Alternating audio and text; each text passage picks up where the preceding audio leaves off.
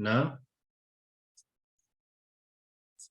I think somebody said they were from Santiago, right? I'm from Cocle.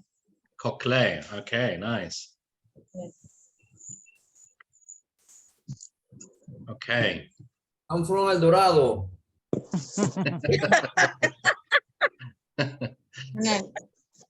Hello, can anyone hear me? Yes, Can anybody we hear me? Tanya, we Okay, can ¿qué hear you. pasó? Audio. Oye, ¿qué pasó con mi audio? Okay. Okay, so Teacher Veronica, Okay. do you want to? Yeah, let me do the formal. And I'll pass it on. Sure. So good afternoon, everyone. Welcome to our third day of our program promoting self-regulating learning in English language teaching. And I urge you to please keep your mics off during the session. And if you need to ask a question, if you have any doubt, please raise your hand and Professor Daniel will allow you to speak.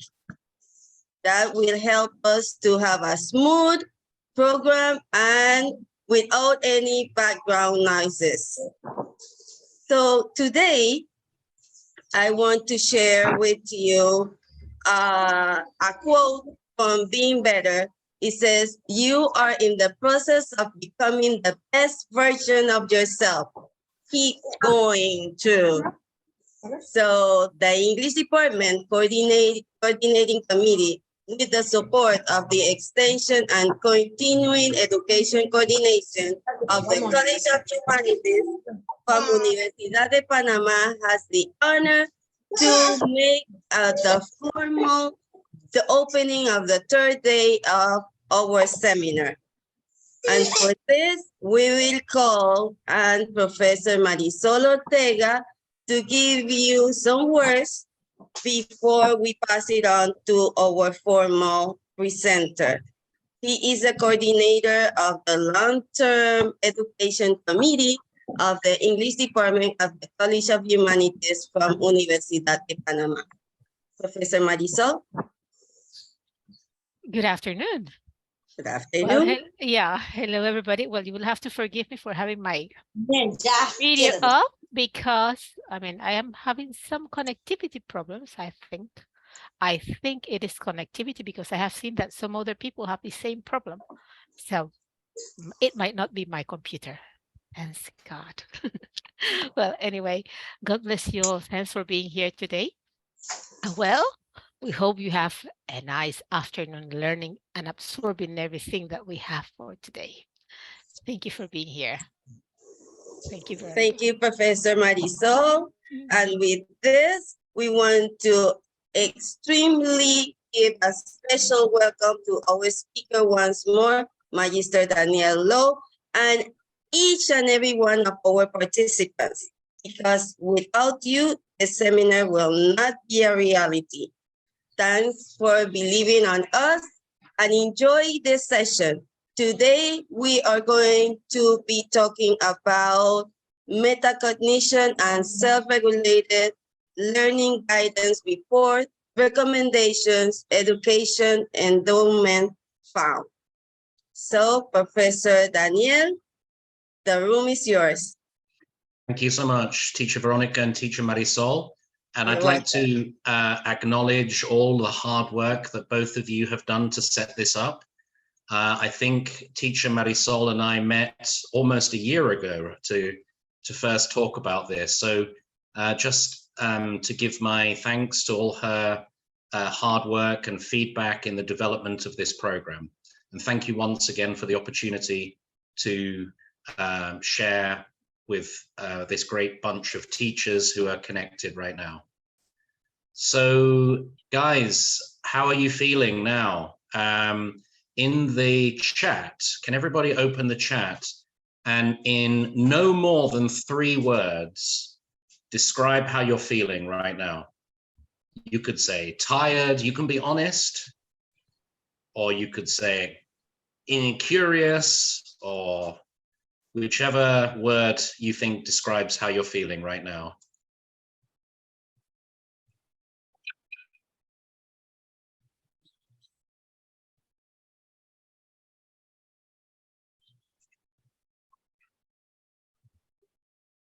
Eager for more. Okay, good. Great. That's what we like to see. I'm tired but curious to learn more about metacognition. Okay. So teacher Johannes is acknowledging that she's feeling tired, but she's gonna be perseverant and try to battle through the tiredness. Good, fantastic, great. Anyone else? Positive. Okay, good. Awesome. Waiting for more. Good. Okay, so I'm pleased to see so many people are feeling positive and anticipation, motivated. Oh, I'm glad to hear that too. Okay, I'm tired and I'm interested to continue learning. Yeah, good. Fine. Okay, excellent, guys. Now, maybe when you saw the topic, good, I'm pleased to hear you're happy.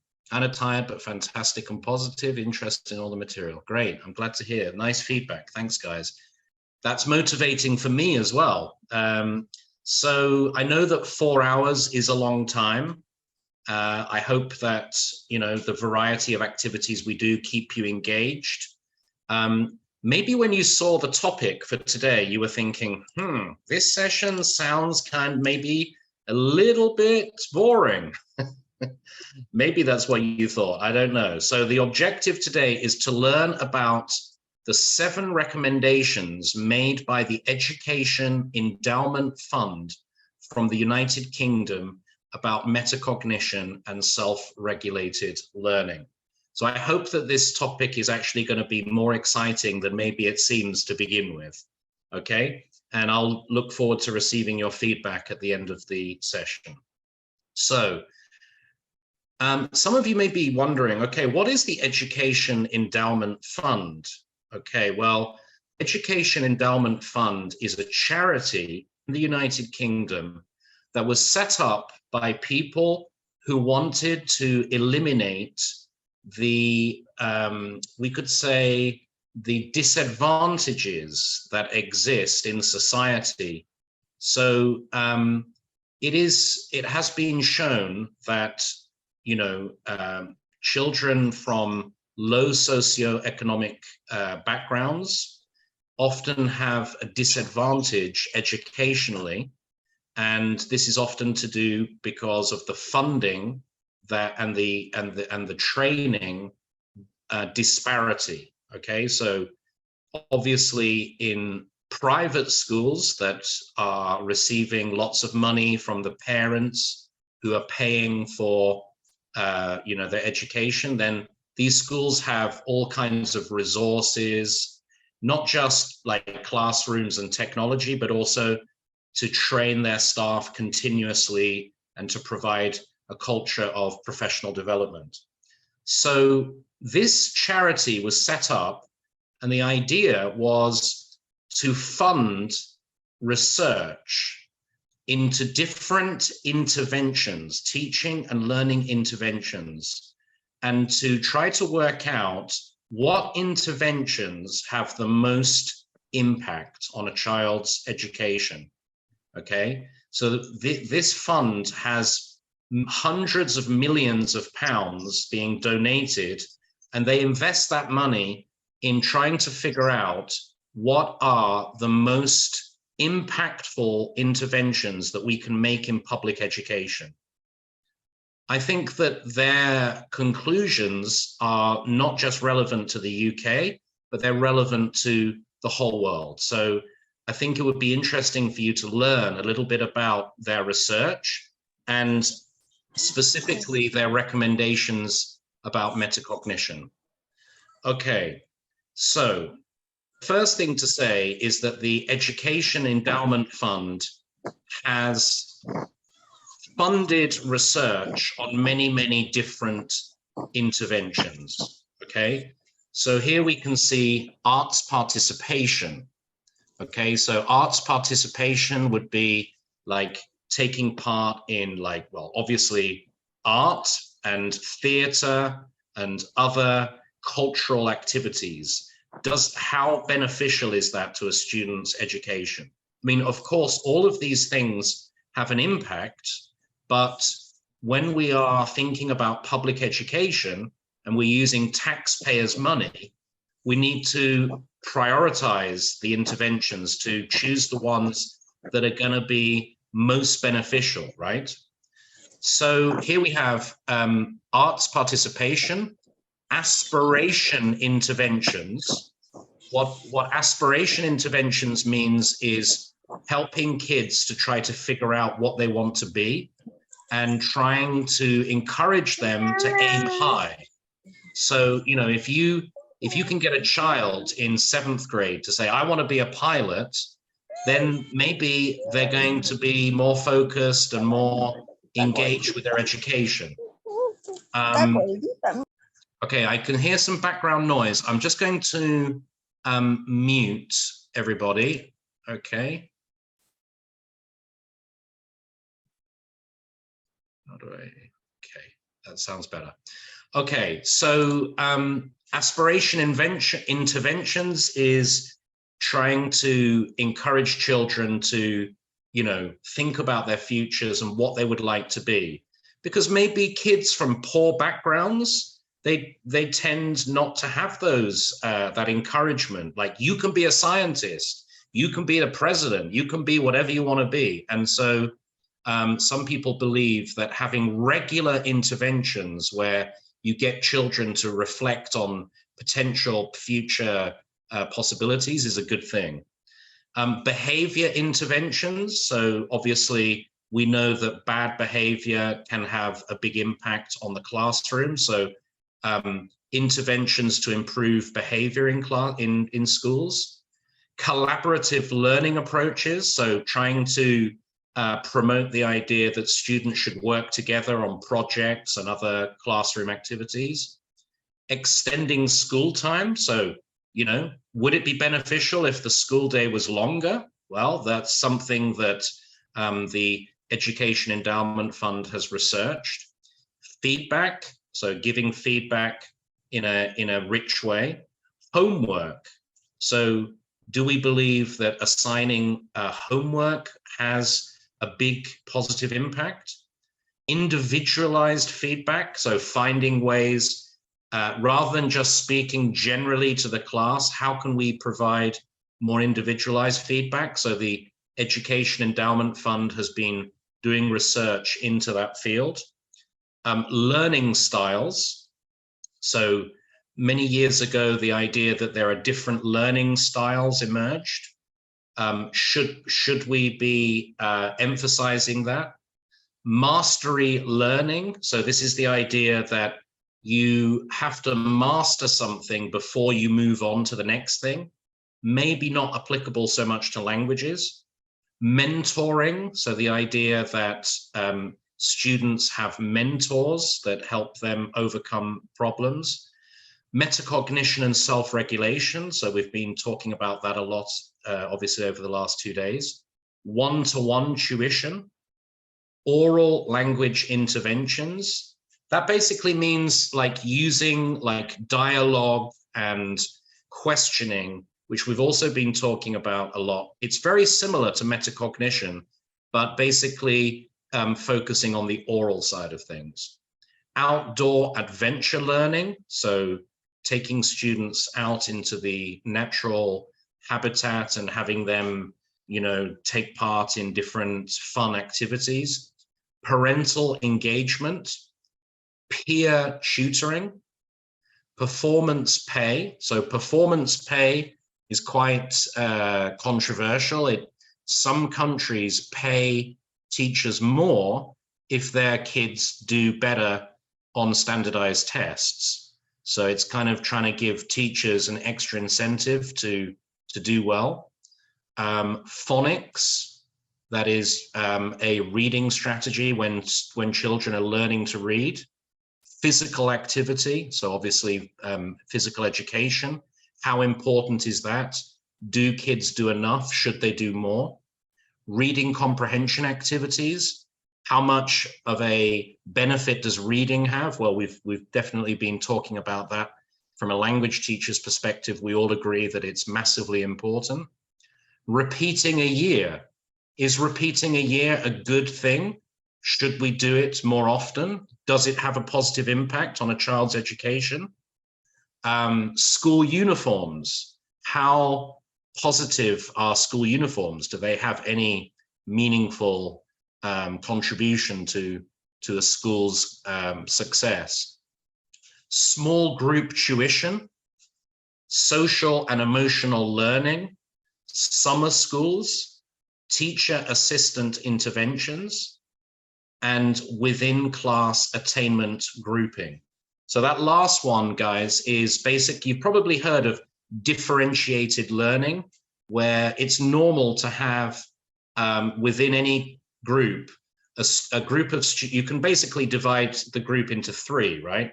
The students that are more or less at the level that you expect, the students who are above the level you expect, and the students who are below the level you expect.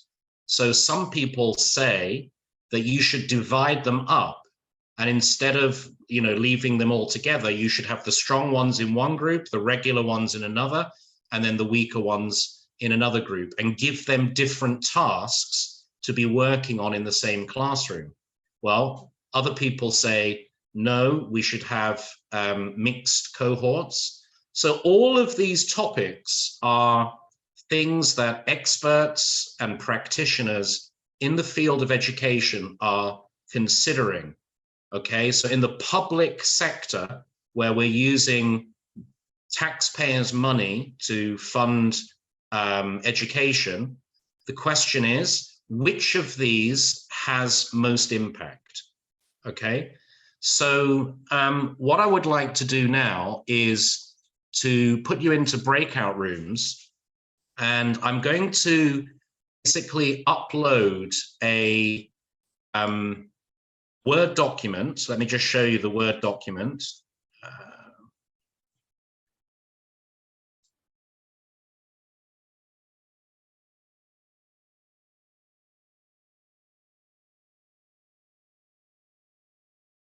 Okay, so this is the Word document. It has the exact same teaching and learning interventions that I just read out loud to you.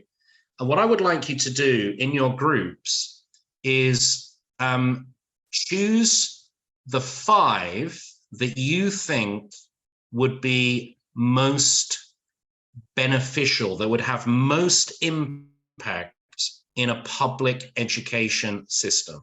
Okay, which of these teaching or learning interventions do you think would give the best results for the investment? Okay, so it's an interesting, imagine that you are a administrator, maybe you're working in Meduca, and you have been given a budget, many $1 million, and what you have to do is decide what are you going to prioritize. Okay, so let me just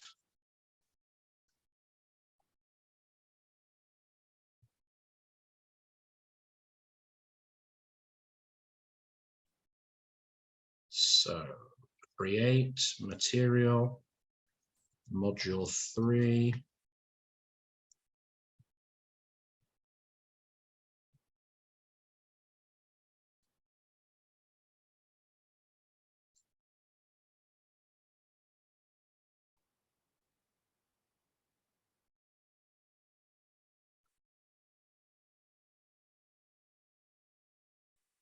Okay, those of you in the diploma course, your material is now posted. And for those of you in the other course,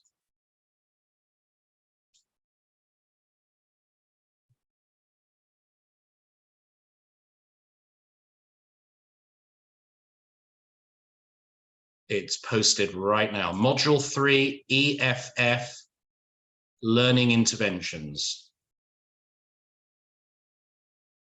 Okay, can everybody please access the document and confirm that you have it? Can you give me a thumbs up? Got it. We got it. Can you give me a thumbs up, please, with the reactions?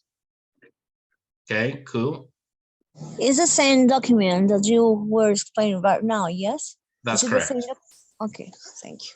I'm working with my cell phone today. Teacher Karen, could you do me a favor? Could you edit your name so that your family name appears too?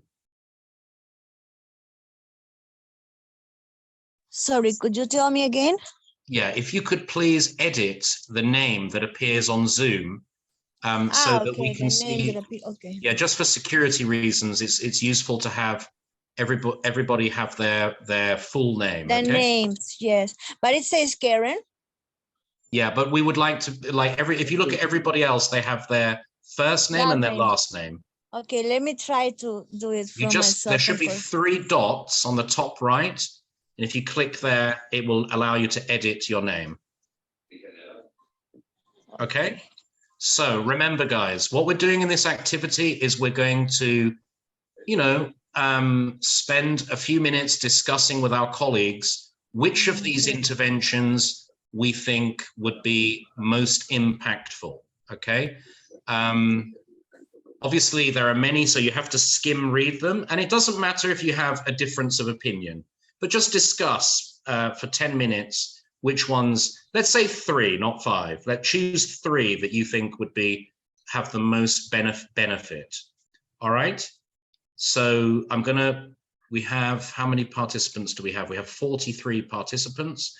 So I'm going to create about 13 rooms, 12 rooms, let's say, that will give you 2 or 3 or 4 people. Okay, so. Okay, I'm trying. Let me see. You said that in Zoom? Yeah, if you look in the top right of the screen, there should be 3 dots. Excuse me, teacher. what's your surname, Teacher Karen? What's your surname? Karen what? Okay, yes, I understand that I have to add my last name, but the thing is that I don't know how to do it. But tell me your surname so that I can Veronica help you. can help you. Arango. Arango, okay. Teacher Veronica, I've just noticed that I don't have the breakout rooms options. I don't think you made me host yet. Oh, I asked AD to do that. Wait, give me a second. AD, can you hear me? I don't know if it's AD or Mercedes. You're welcome, Teacher Karen.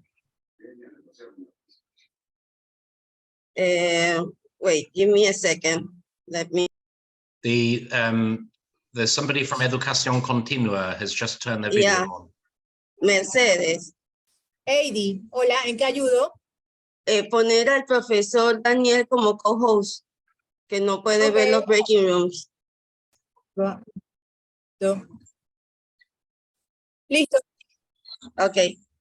Okay, ya sí, gracias, muy amable. Okay, so remember, guys, you're going to spend 10 minutes talking about which of the interventions you think would have the most impact. And then we'll come back and we'll see whether what you think is what the Education Endowment Fund has discovered. All right, guys? See you in 10 minutes. Enjoy your discussion. Thank you.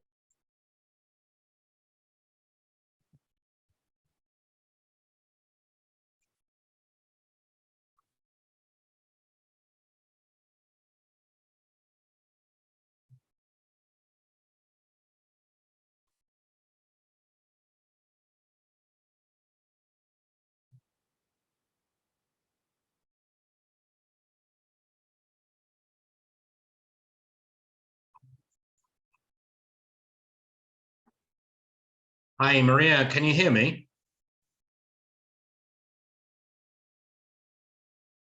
Hi, Maria, can you hear me? Yes, Professor. Yes, I'm here. Hi, Thanks. welcome. Hi. So Maria, you're just connecting now, is that correct? Yes. Okay, so we've just been discussing a charity in the United Kingdom called the Education Endowment Fund. And basically, they have done some research on different interventions. So if you look at the classroom, the Google Classroom, you're going to see a resource that I posted a few minutes ago.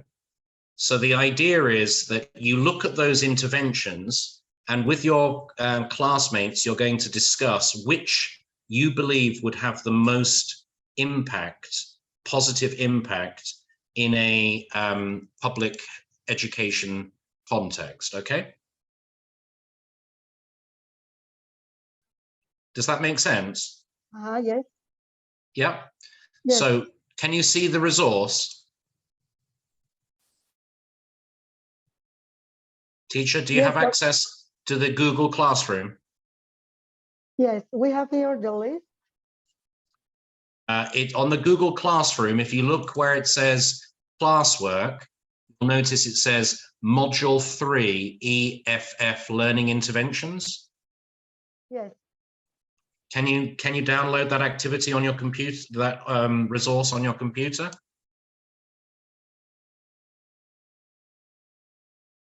Okay, so I'm going to place you in a breakout room now, teacher, so you can discuss those with other colleagues, okay?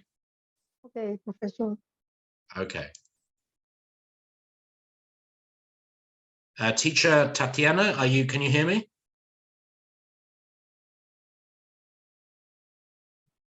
Yes, I can hear you. Hi there, how are you doing today? I'm okay. Okay, have you connected previously to the course? Oh, yes. Okay, so you have access to the Google Classroom? Yes. Okay, so if you could connect to that and Okay. download the document that was posted today, Okay. which is called EFF Teaching and Learning Interventions.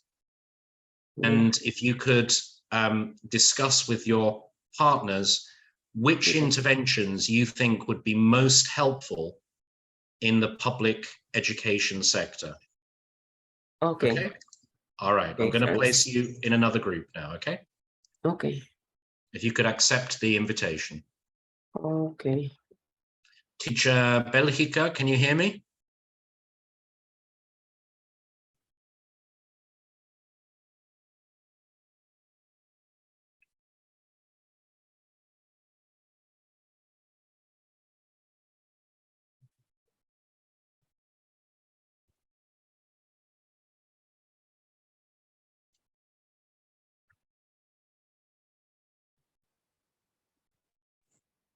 Sorry, Professor Law. Yeah. As I'm working with two devices, I just click on the cell phone. Now I'm trying to join with the laptop and I'm not able to do it. So could you send me to another room, please? Okay. Do you know which room you're supposed to be in? Okay. Is it 6? Yeah, I can see you. Okay. Try now.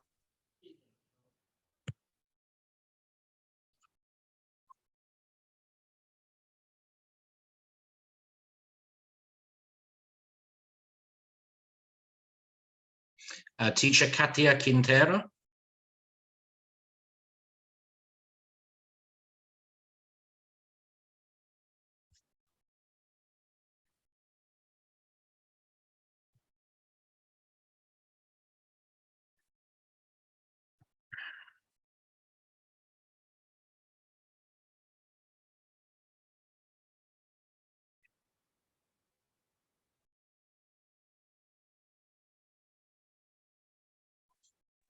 Okay, for some reason, the system puts me back, Professor Long. Okay. All right. Well, on this occasion, teacher, just do the work on your own. Okay. And you can give us your ideas when we come back together. Okay, that's what I was doing. Thank you. Okay, no problem.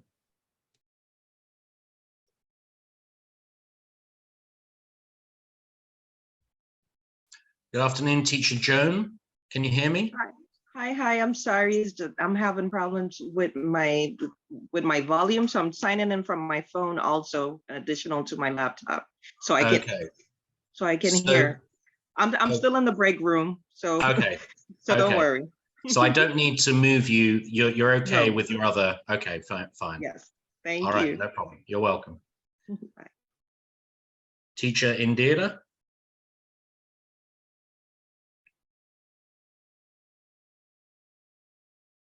Teacher Indira, can you hear me?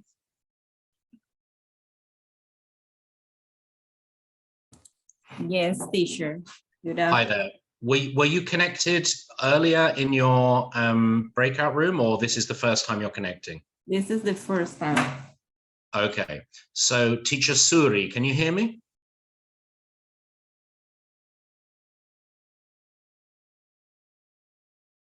Hi, Teacher Suri.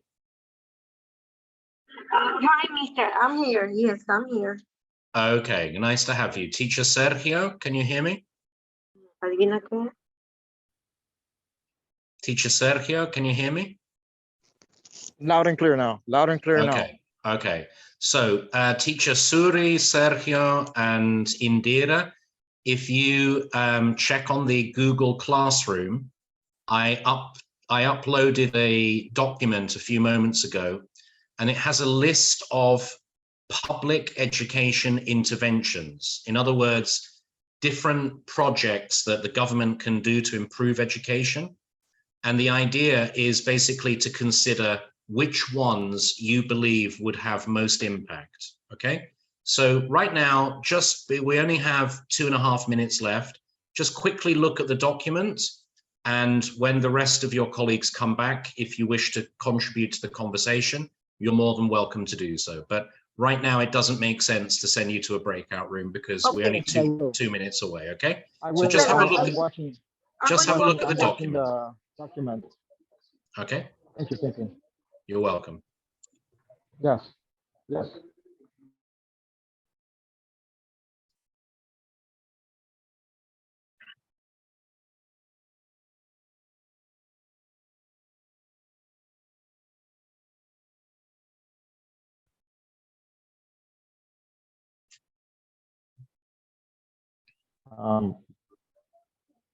Professor Lowe, I want to take this seconds.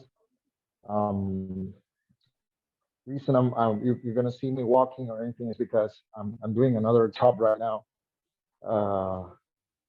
It's a consultancy on aviation, so I'll be walking around, Okay. I hope you're able to focus on what we're talking about, but I understand that's fine.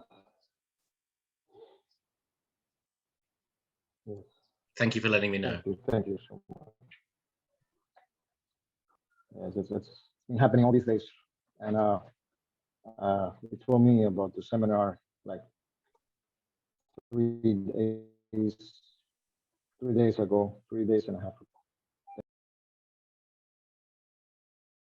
Hi, Teacher Flores. Hello, Professor. How are you today? Fine. Good. Thanks, Are you joining us for the first time now? Yes, I was joining just in this moment. Okay, so if you go to the Google Classroom, you'll notice that there's a resource which I uploaded a few moments ago. If you could open that, basically, this is a list of interventions that can be made in public education, and the teachers are considering which ones they think would have the most impact. Okay, perfect. I am reading the document because I have received it in the Google Classroom. So let me read it. There are about 20, right? Correct. Thanks.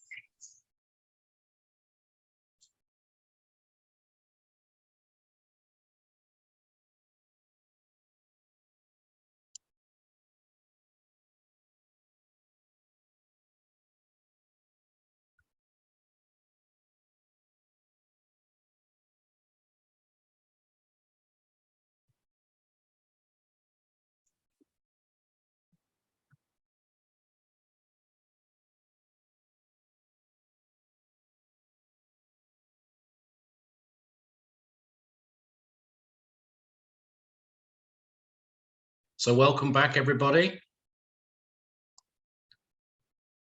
Just wait for the last few people to come back.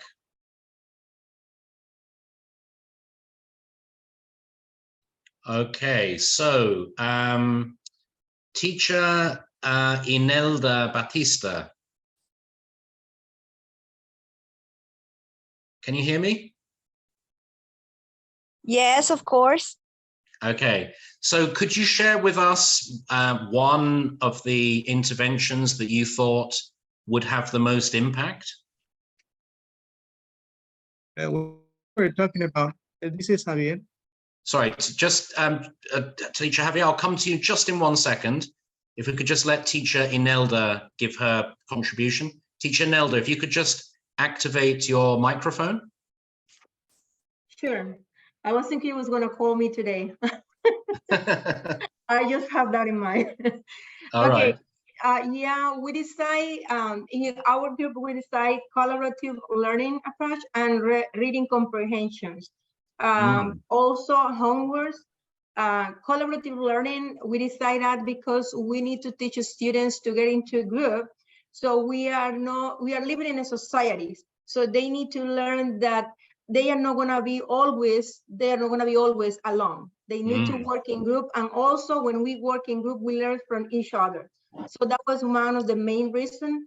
And reading comprehension, because in order to be in collaborative group and share opinions, they need to handle vocabulary. So that was one of the main reasons.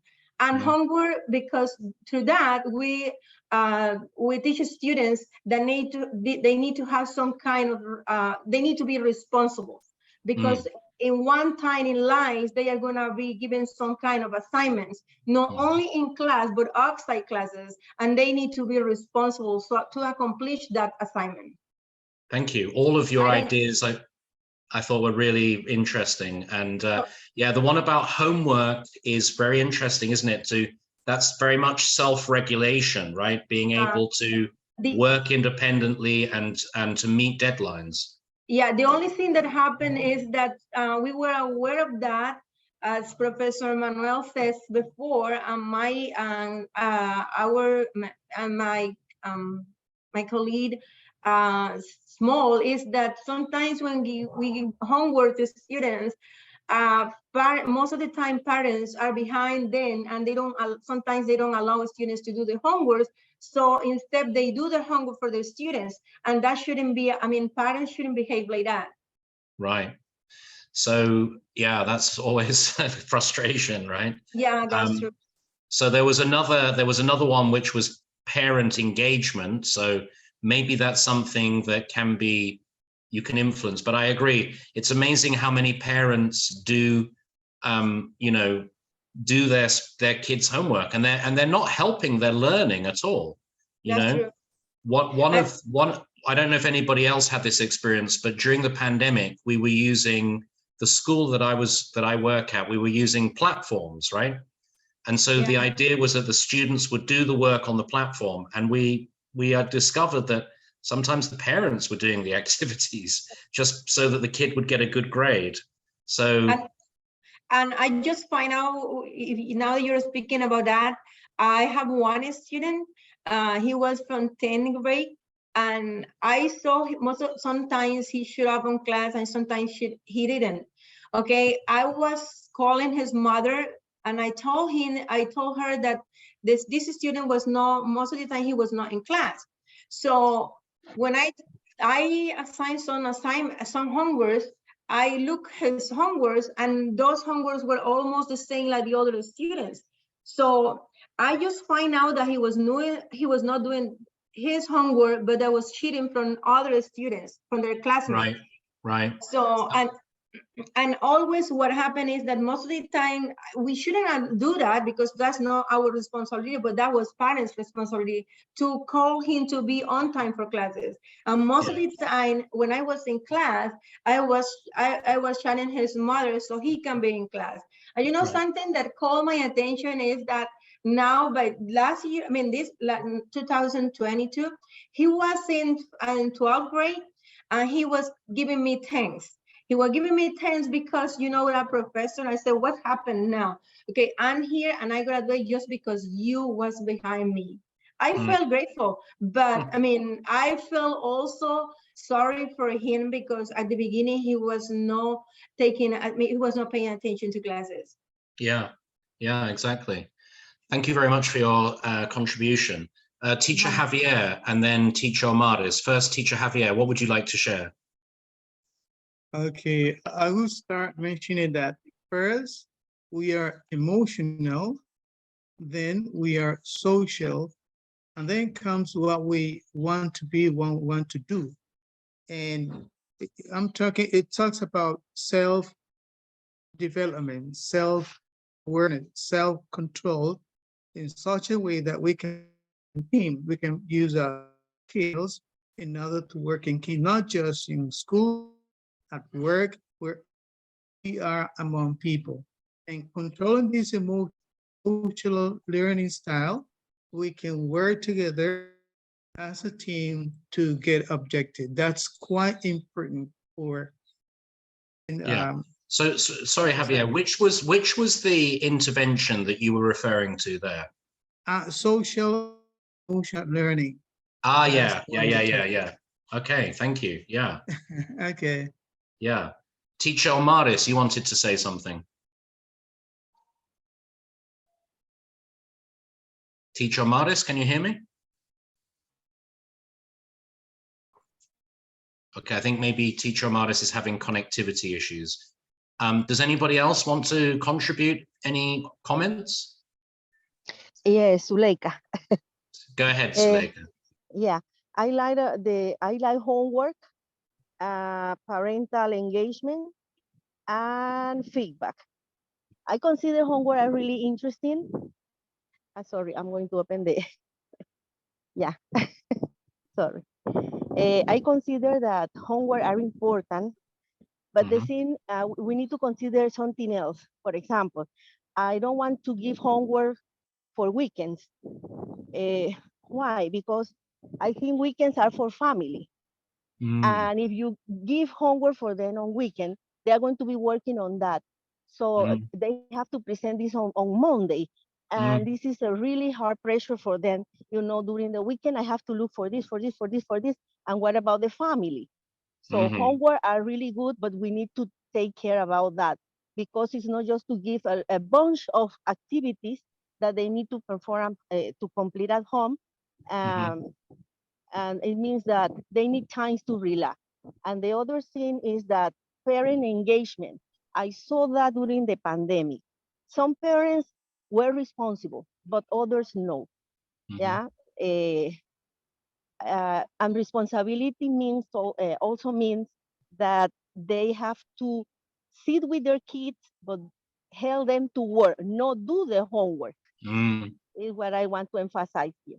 Okay, thank you. Thank you. Yeah, I mean, education is a joint venture, right? It's the students, the school, and the parents. And sometimes it can be very frustrating as a teacher when we know that the kid is living in a very, very difficult home situation and not receiving any support or encouragement, right? It's a terrible situation. Teacher Manuel, you wanted to add something. I'm here, Omaris. Oh, Teacher Omaris, you're back. Okay. I'm back. I had problem with the connectivity. Okay, I wanted to talk about parent engagement because I work in a public school, and in Panama, I think there isn't, in public school at least, in some public school, there isn't any parent engagement because when you call parents to meetings, they say that they don't have time to go to the meetings. But when you look at children that are in the private school, you see that the parents they are checking their kids' homework. They are checking if they have any bad grades and things. But when you go to public school, that the parents don't even want to go and get their grades. So I think we need more of that in Panama. Yeah, absolutely. Teacher Manuel. Okay, I'm just going to say a few things about homework. Homework here in Panama is part of our formative evaluation, right? We Okay. teach our students to be responsible. Yeah. In other places, for instance, states, homework are prohibited if we long week following Monday. It's a holiday. Teachers may not homework. If not, they get themselves in trouble. I don't know if it's in case in the United Kingdom that you do not homework especially when you have a long weekend. I don't know. What is your experience, Mr. Lowe? Well, I left the United Kingdom 20 years ago. So I think I'm not sure what the situation is now. I understand that a lot of the homework now is done online. But yeah, I'm not sure about that. I'll have to ask some of my friends who teach back in England. But I think that, you know, all of you are drawing attention to this work-life balance, and it's important that students do have family time and also time to just relax and be a child as well, right?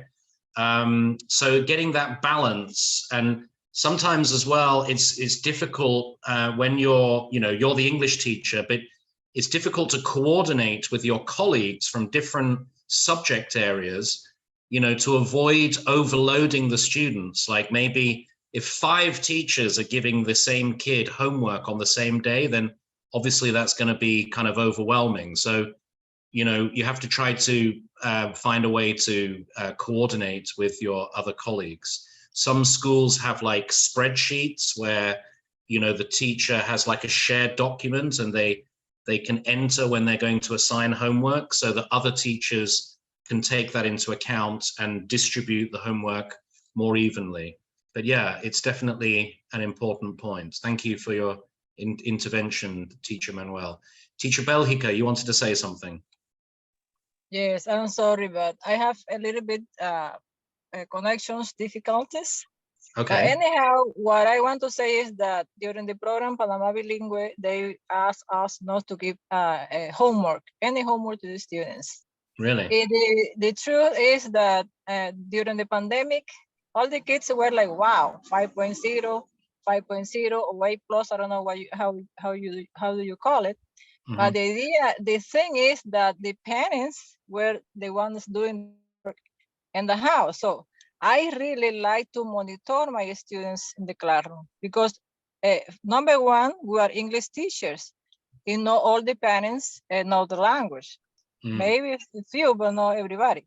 So what I do, I don't really like homeworks. Sometimes, if we're talking about 6th grade or 5th graders, a little bit older, then an investigation, something like that. If we discuss it in the classroom, we always do workshops and things in the classroom. Okay. To make sure that they're really working. Sure. Yeah, I totally understand. Okay, Tanya, you'd like to say something. Thank you for your intervention, Belgica.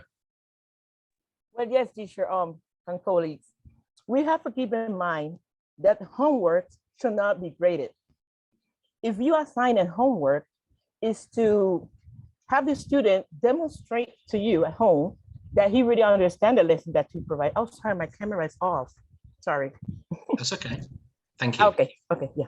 You have to, the intention of a homework is to take part of the lesson home so he can do a practice.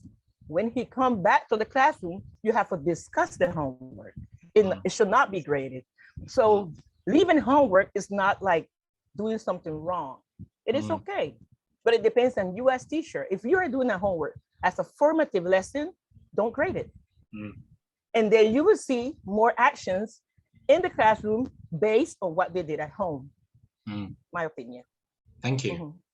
Yeah, I mean, you know, it's interesting about grading because homework can create a lot of extra work for teachers as well, which is why platforms have become quite popular because, you know, the platform can grade the students' work and give evidence that they connected. But of course, we have the problem that we don't know exactly who did the work. But thank you very much. That was an interesting debate we had there about homework. So, okay, let's look. Let me just go back to my presentation just for one moment.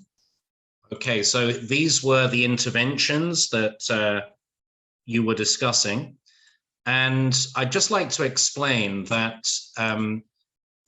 so the Education Endowment Fund has evaluated each strand or each intervention from 3 perspectives. So remember, this charity is investing millions and millions of pounds, that's the money we use in England, in different research projects in public schools, okay? And they analyze the interventions from the perspective of the cost. In other words, how much will it cost to implement the intervention? Then they analyze the evidence of the strength of the evidence or the robustness of the evidence, okay? So there's a real belief that policies should be evidence-based. So to get evidence, obviously you have to have research. And so some areas receive perhaps more research funding than others, okay? And then finally, they analyze the impact, okay? The impact. Now, the way that they measure this is that they look at the number of additional months of progress that children or young people who received the intervention made on average compared with those who didn't. Now, that would be a little bit difficult to measure in Panama, because in Panama, correct me if I'm wrong, teachers, but I believe that we do not have standardized testing. Is that correct? So each school, in your schools, you create your own exams and your own tests. There is no like national exam for English or national exam for math. Is that correct?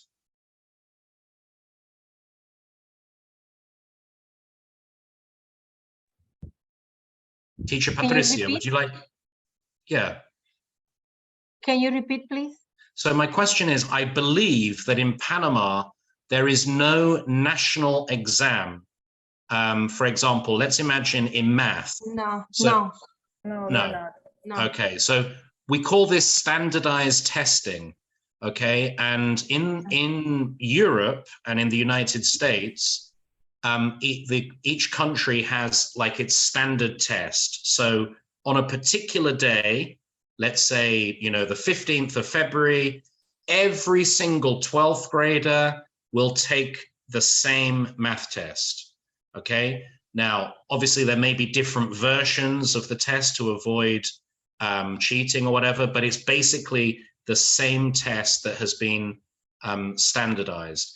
And that means that you can make comparisons, right? You can say, well, people in this area get better grades than people in that area, and you can start to make conclusions. So that's one of the maybe frustrating things in Panama, is that because each school or each teacher is responsible for making their own evaluations, it's sometimes difficult to really make conclusions about performance, because if you're using different tools to evaluate the kids, then it's difficult to know really who's doing well and who's not doing well. Would you agree with that, teacher Patricia? Yeah, it's very true. Very true. It would be good to have it in Panama. We should have it in Panama, those kind of tests. We should, but we don't. See?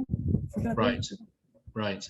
So you can understand how when you do have standardized testing, it is possible to measure the impact of certain interventions. Because if you say, okay, this school, we made the intervention and the results were X, and in this school, we didn't make the intervention and the results were Y. So we can make a comparison and make a conclusion.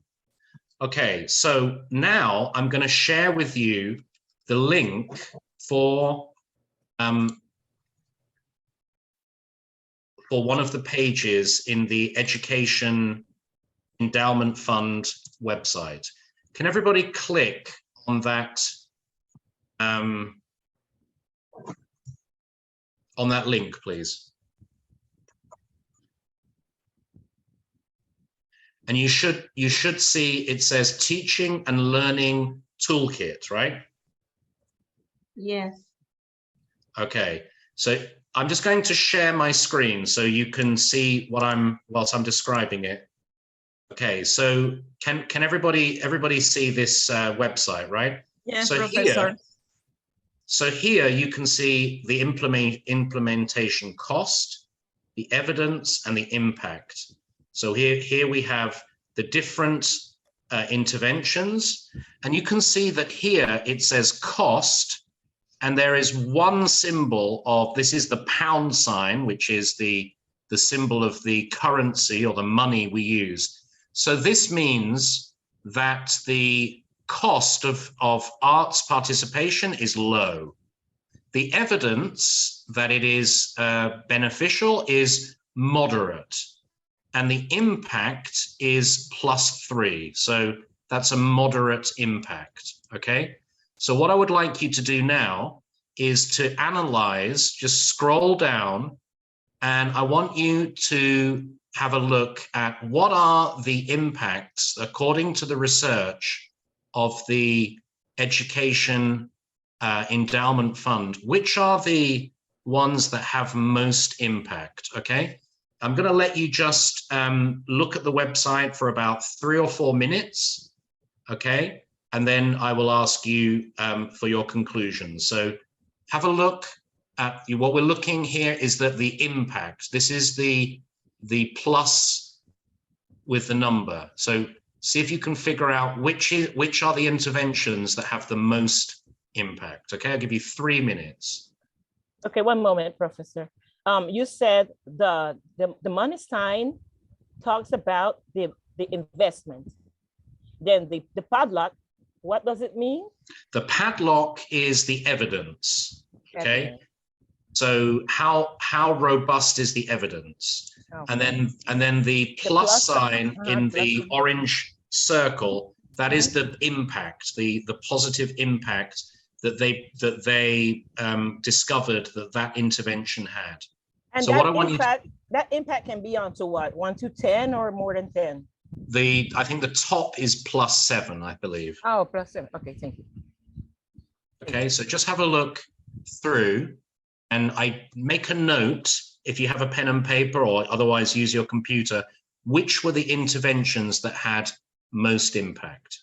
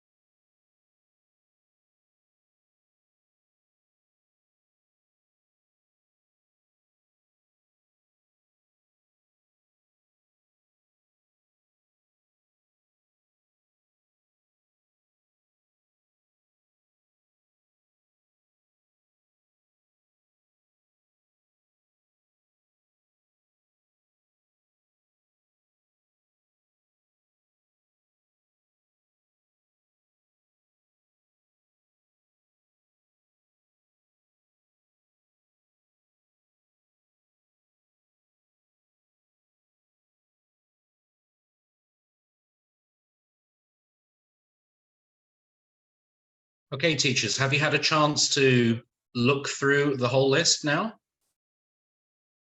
Yeah, teacher Erica, what did you notice? I noticed that metacognition and self-evaluation has the highest, what was the name? Highest impact. Right. Did And that surprise you? Well, yes, though in my group, the Honeys and I, we thought that that's one of that we should include because we don't actually in our classes normally. And I noticed too that it is low cost and it has a lot of evidence. So you looked at all three aspects.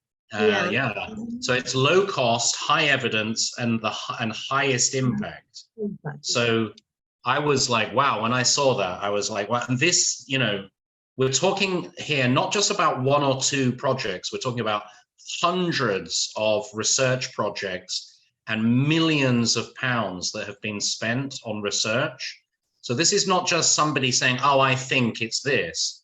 This is based on scientific evidence, okay?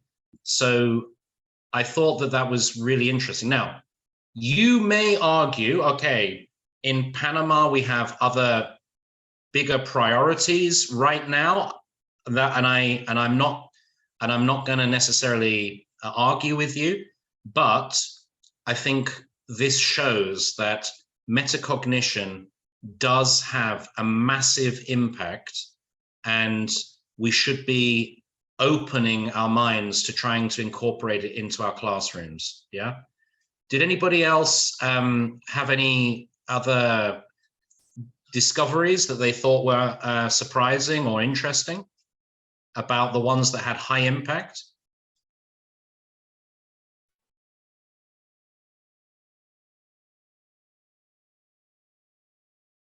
Okay, let's have a quick look. Whoops, not this one.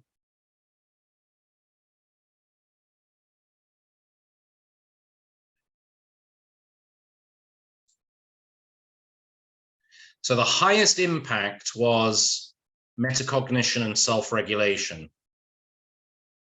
Then feedback was also considered to have massive impact. Oral language interventions, reading comprehension strategies, a lot of you picked up on those. Collaborative learning approaches, I beg your pardon, I made a mistake with my spelling there, I need to correct that. Homework, so that's interesting. Homework was regarded by the research that was done to have a very high impact. Mastery learning, one-to-one tuition, and peer tutoring. All of those had high impacts. Now, what teacher Erica was referring to was also she mentioned that the cost of the metacognition was low. Now, obviously, if we want to have one-to-one tuition, that's going to be expensive, right? Because we're going to have to pay the tutors. So when we're making decisions about public education policy, it's not just, oh, is it a good thing? But it's also how expensive is it? Because we have finite resources and we need to prioritize those interventions that have most impact and that are most efficient in terms of the use of financial resources. Okay. Does anybody have any comments about this list?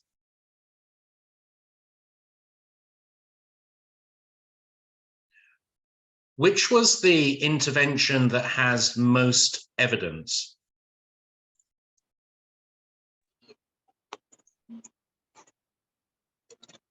The self-regulation? No, there was actually one that had more evidence. See if you can spot it in the list. Going back to the website. Okay. Phonics. Yeah, phonics has more evidence than metacognition. Why do you think that might be?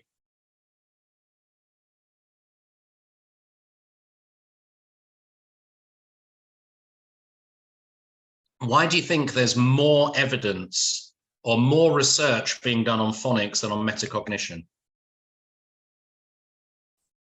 It could be based on language and regions, the impact that communication has. So, you know, as they say, language is just communication, but even though we need to have different symbols to communicate with others, and maybe that's the reason why it has more impact. Yeah, so but phonics is basically, when do we use phonics? When we speak. When we speak. On the way we speak, maybe that's Phonics has to do with speaking language and somewhat with the written yes language and no. Okay, you have to be careful here because I think you might be getting confused between phonetics and phonics. Okay. Phonetics is basically the science behind pronunciation. Okay. So you have the phonetic alphabet, for example, like in the dictionary, when you see a word in the dictionary, you see it in phonetic script as well, right?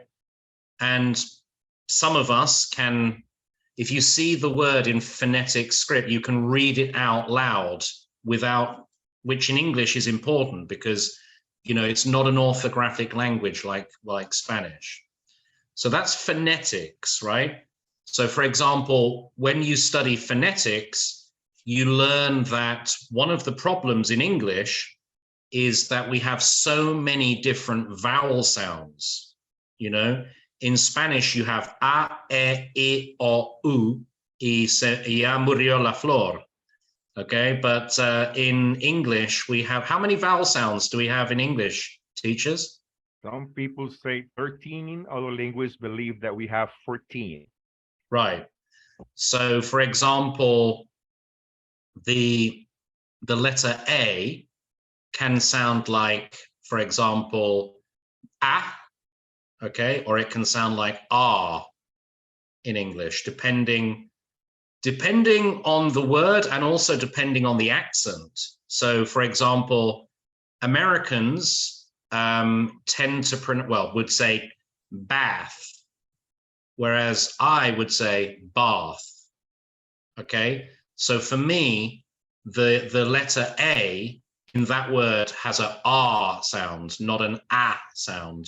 Okay, so that's phonetics. So what is phonics then, guys? But phonics has to do with symbols and the way of phonics has to do in a with combination with sounds and symbols together. But we use phonics at a particular time in a student's education. In elementary, preschool. Yes, exactly, teacher Francia. So when do we use phonics? What do we use it to facilitate?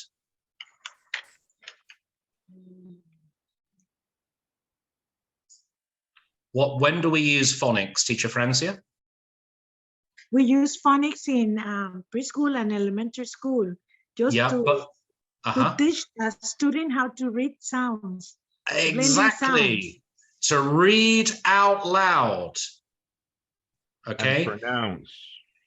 And sorry, teacher Manuel? Pronounce, read and pronounce. And pronounce, right, yes. So, sorry, what I said, teacher Manuel, was read out loud.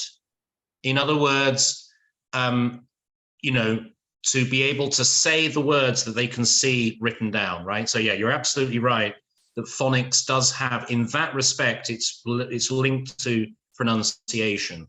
But phonics is a particular approach to teaching reading, right? To reading out loud.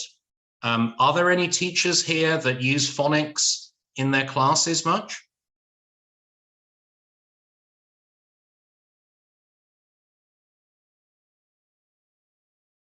Maybe you do and you don't realize. I do. Okay, you do. I have never used phonics before, but just to make sure that I have it clear, I need to know if phonics is like what teachers do with students that have speaking problems, for example, so they can do the R. They might show them and the R and model of the mouth so they can do the pronunciation of that particular sound. Is that phonics? I'm not sure. I mean, when you say somebody has a problem with the sounds, that would be more like speech therapy, right? Yeah, correct. Speech therapy.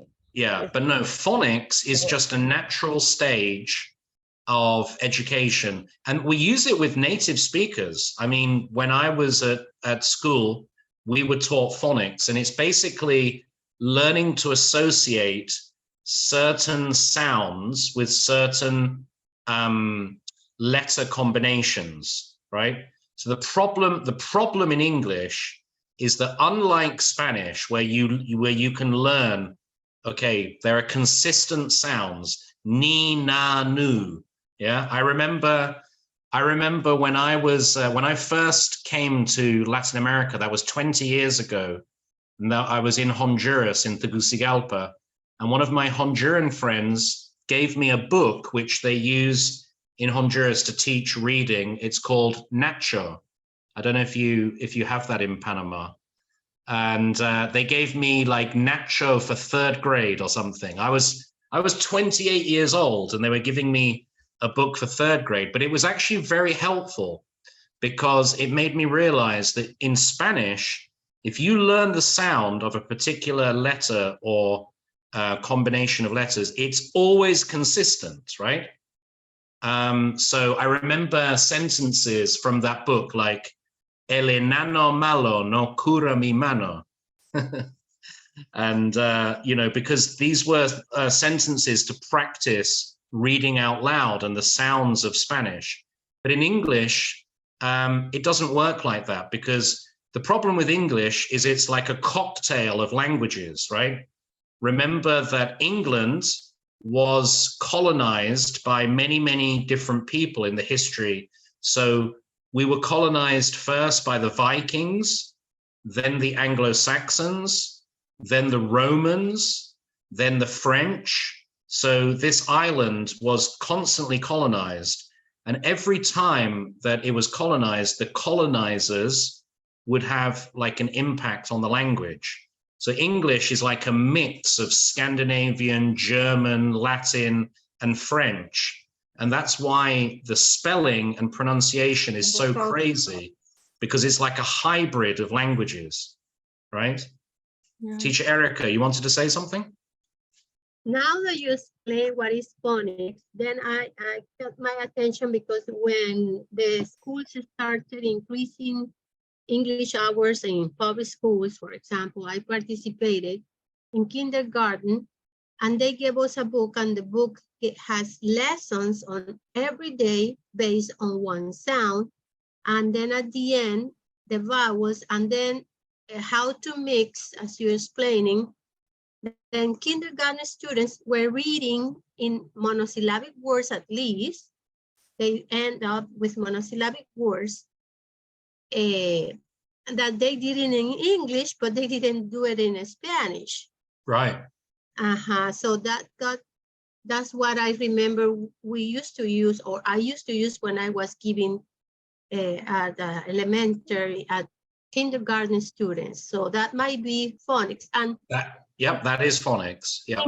In private schools, I used to work in one. They had books especially for phonics, like teach 10 students like 2-syllable words that ends in E, then the sound is A or I. So that would be phonics then. That's correct, yeah. So teaching a student to read out loud in English is much more challenging than doing so in Spanish. So in Spanish, you just learn the sounds of the letters and then you go, right? But in English, you've got to learn that different words are different groups, have different sounds. And then the vowel sounds, like teacher, was it teacher Manuel was saying about the vowel sounds? Yeah, I mean, there are, depending on who you listen to, there's at least 13 vowel sounds, if not more. So I think one of the reasons, teachers, why phonics has received more research is because literacy, being able to read, is just such a basic thing. And unfortunately, there are let's say in schools in poorer areas in Europe, there are kids that still can't read. So the government maybe has prioritized phonics because it's just such a basic educational need, whereas maybe some people would consider metacognition to be a little bit less of a priority, but we can see that the research shows that in fact the impact is longer lasting or more beneficial. So obviously learning to read, I'm not saying that's not important, it clearly is, but maybe with metacognition, it's something that, the thing is with reading, once you've learned, that's it, you've learned to read, right? Then all you have to do is to learn new words and vocabulary and so on. But with metacognition, maybe it's something that you can start like in kindergarten, but you can continue to develop even as an adult, right? So it's something that you can get more juice from, if you like, more ongoing development. So I thought that was interesting. Was anybody surprised by one of the interventions that had very low impact? What I see that outdoor adventure learning has zero impact, zero meetings, nothing. It's no numbers. Well, it says the problem there is, teacher, that there's almost there's no research. Okay, it says if you look at the description, it says unclear impact for moderate cost based on insufficient evidence. So in other words, not enough research has been done, so we cannot make any conclusions, right? What about performance pay? Low impact for low cost based on very limited evidence. So the idea of paying teachers more if their students do well, low impact, doesn't work. Interesting, huh? Okay, so we can see that definitely. So by the way, teachers, if you are interested to learn a little bit more about these topics, let's say, for example, you're interested in parental engagement. You can click on the topic, okay? And there is more information. What is it? The key findings? How effective is the approach? Behind the average? Closing the disadvantage gap. So this is like the idea behind this project is that all students should have the same opportunity. How can you implement in your setting? What does it cost? How secure is the evidence? And any relative EEF studies. So here you can see studies that took place, and you can learn more about them, like, a parent academy in Chicago University, or this project here, Parents and Children Together, that was conducted by the University of Manchester. So obviously I understand that these experiments have been done in the UK and the US, but I still think they could be very interesting to you to gain some ideas and think about things that you might like to experiment with. Okay, so let's go back to the presentation. And so I'd like to let you know that there is a document which I'm going to share with you in a moment.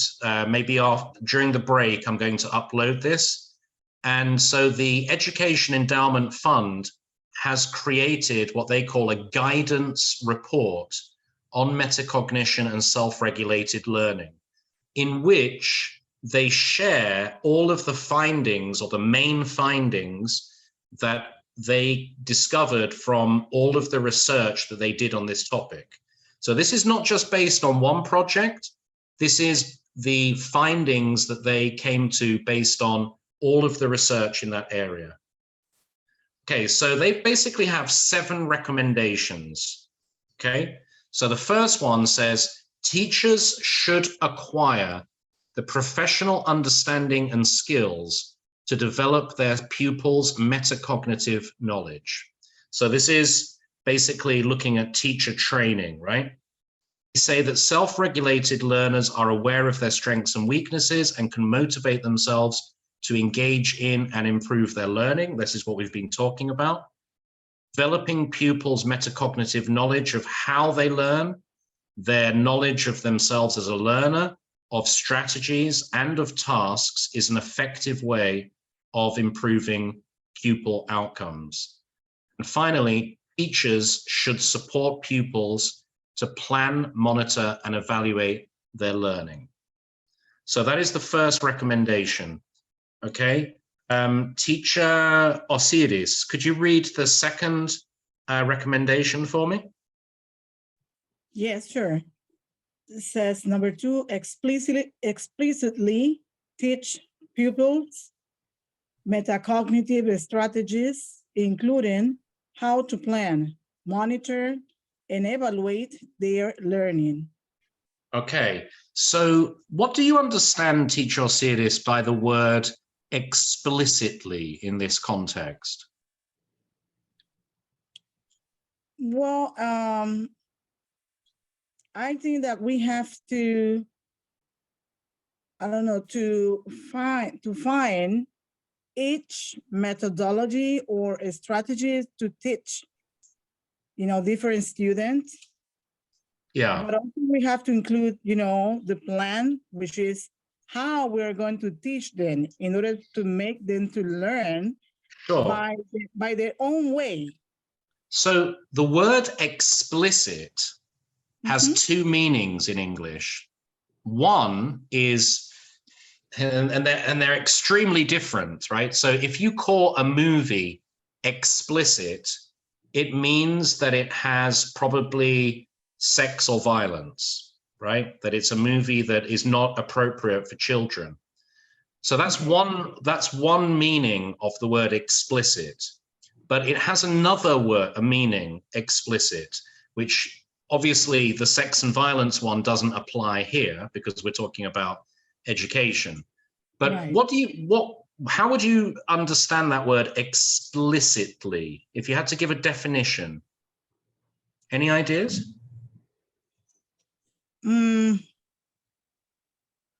It's like, I don't know, to me, it's like explaining. Okay. Being very clear how we're going to plan. Yes, exactly. So in other words, not doing it in a kind of subtle way, not doing it in like, oh, I'm going to hide this in the class. They say, okay, we are doing metacognition. We are thinking about our thinking. So make, like you just said, making it clear, making it obvious, right? Yes. Exactly. Okay, could you help me, Teacher Osiris? Could you continue to read these bullet points? Yes, it's a explicit instruction in cognitive and metacognitive strategies can improve pupils' learning. While concepts like plan, monitor, evaluate can be introduced generically, the strategies are mostly applied in relation to a specific content and text, and are therefore best taught this way. So what they're saying here is, instead of just saying, okay, today we're doing a metacognition class, no, it should always be in the context of an English class. Okay, so today we're talking about what strategies work for reading, okay? Or in a science class, how could I do this experiment better? What strategies do I have? So not thinking about metacognition as a generic thing, but thinking of it as something that exists in a specific content area, okay? Now, obviously, sometimes you use strategies between one class and another, but the idea is that they should always be embedded in a particular class, okay? Could you read the next one, please, Teacher Osiris? Yes, it's a series of steps beginning with activating prior acknowledge and leading to independent practice before ending in a structured reflection. Can be applied to different subjects, age, and content. Very good. So 3 stages, right, teacher? Activating prior knowledge, leading to independent practice before ending in structured reflection. Those are the 3 stages that the Education Endowment Fund recommend that we follow. Okay, thank you very much. Okay, thank you. Can I have a volunteer to read the next slide for me?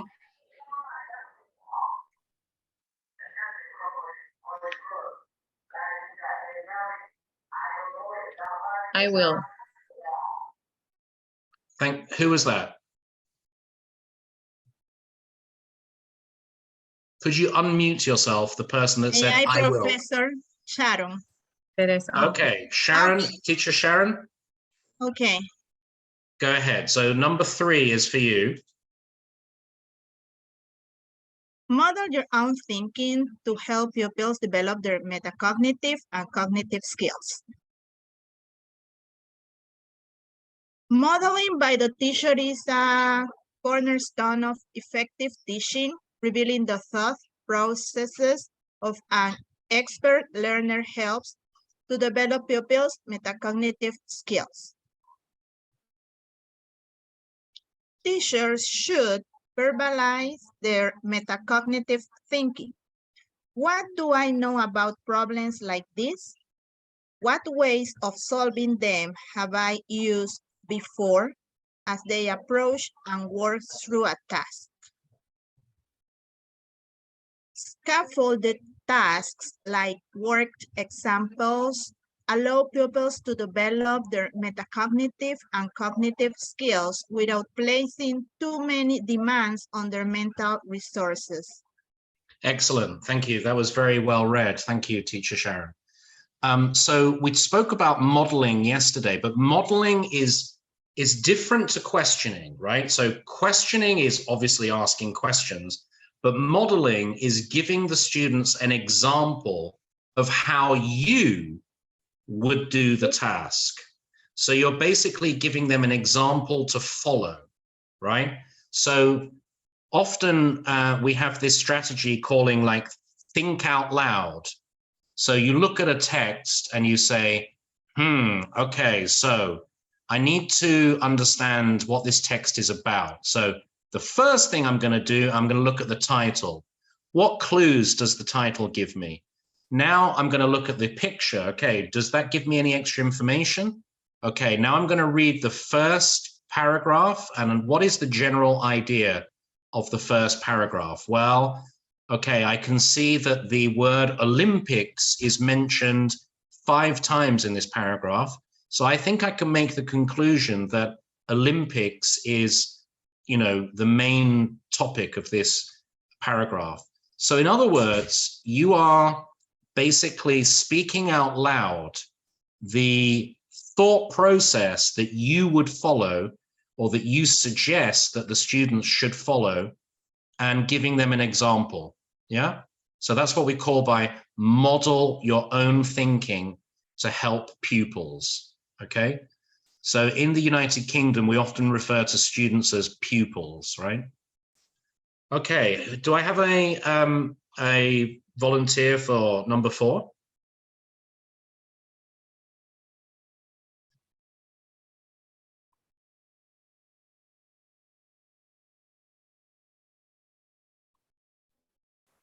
Okay, I'll read.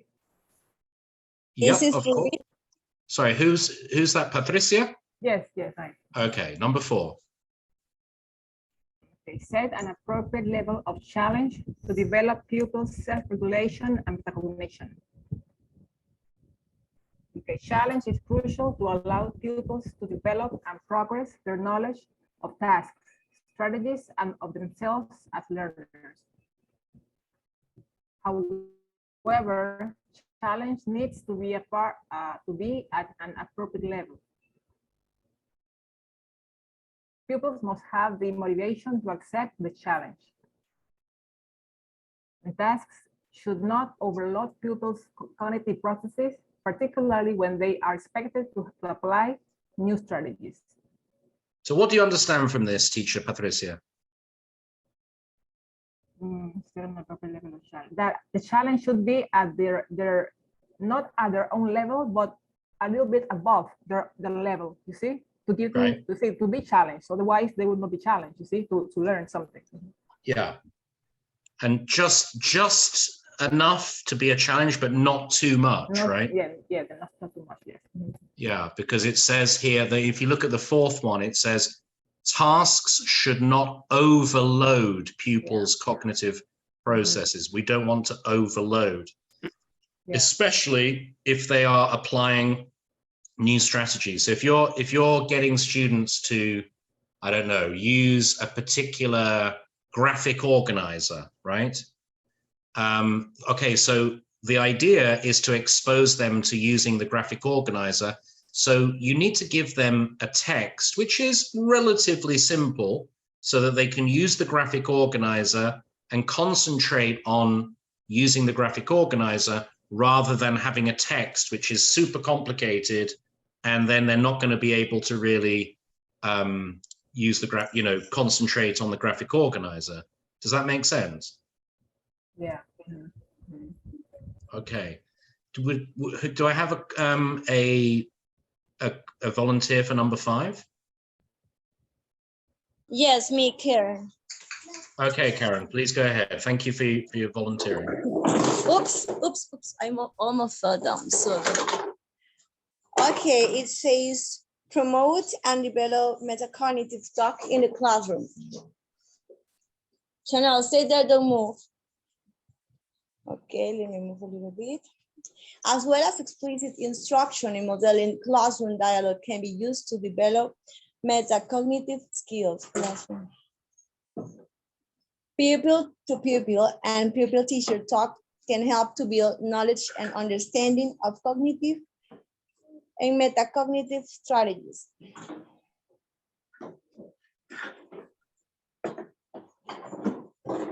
Oops. Yes.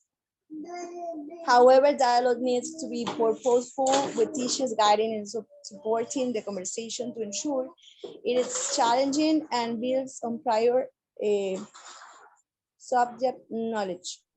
Very good. So the idea here is, so we've already talked about questioning, we've talked about modeling, and now we're talking about dialogue, using conversation between the students or between the teacher and the student to promote metacognitive and cognitive strategies, okay? Dialogue. But it says that dialogue needs to be purposeful, with teachers guiding and supporting the conversation. So not just having a chat, but obviously having a certain goal that you want to achieve when you're having this interaction. Okay, thank you, teacher Karen. Okay, you're welcome. Could somebody help me with number 6? We have 2 more, 6 and 7.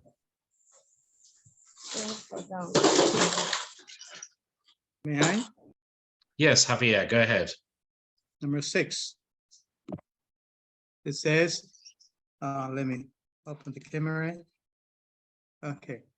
Explicitly teach pupils how to organize and effectively manage their learning independently. Okay. Teachers should explicitly support pupils to develop independent learning skills. Carefully design guided practice with support gradually withdrawn as a pupil becomes proficient, and allow pupils to develop skills and strategies before applying them in independent practice.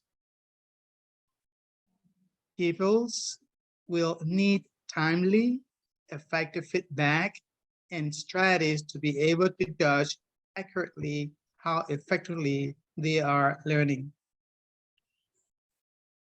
Teachers should also support people's motivation to undertake the learning tasks.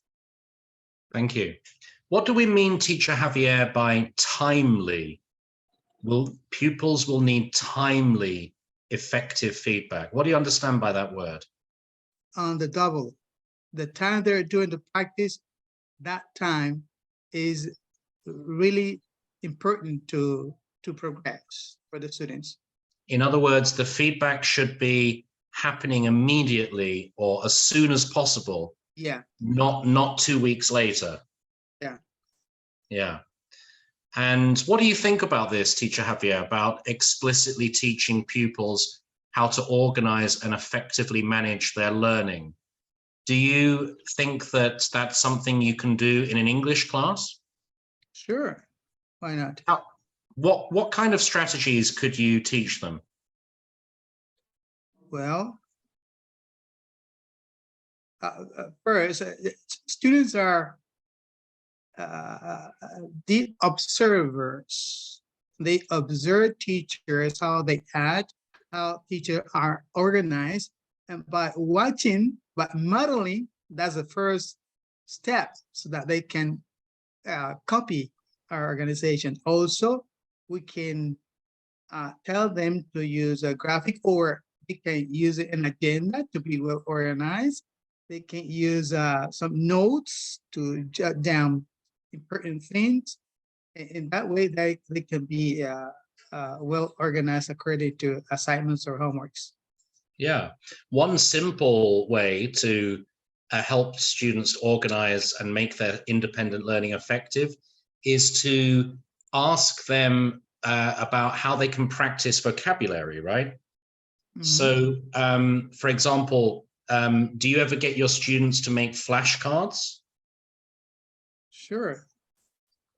I mean, we have flashcards in the classroom, but it would be interesting to make a project where students have to make flashcards, and they take them home and they study using the flashcard, and then they take the test, the vocabulary test, and then you ask them to reflect.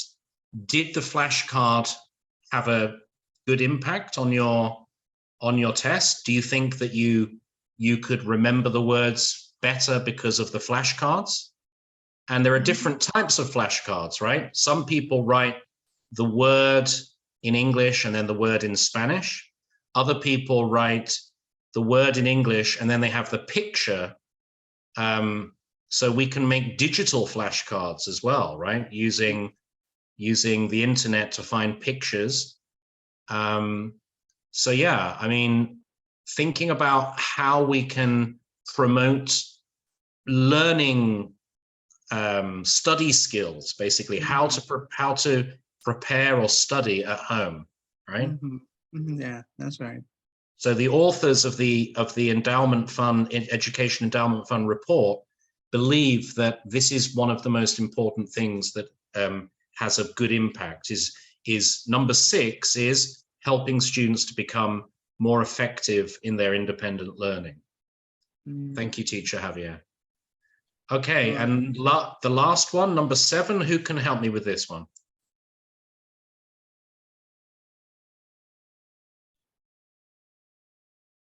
Me, Teresa. Okay, can you hear me?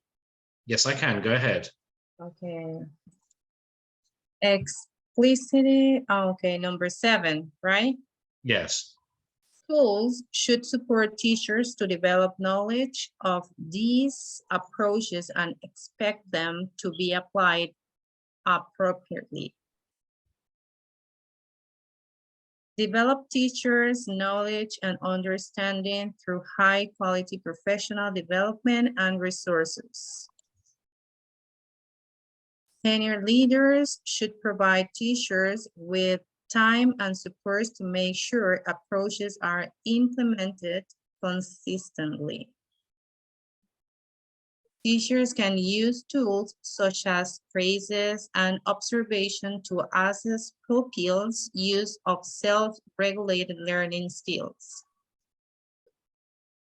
Metacognition shouldn't be an extra task for teachers to do, but should be built into their teaching activities.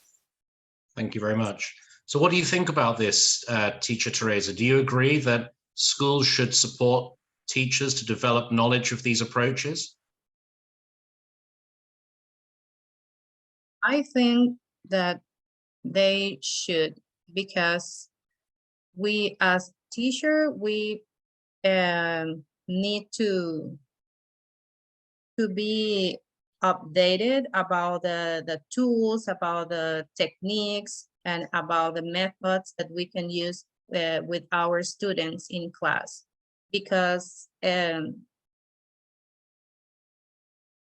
we are teachers, right? But as one colleague said, it doesn't mean that we know everything. We have to learn and improve day by day. So I think it's helpful for us and for our students as well.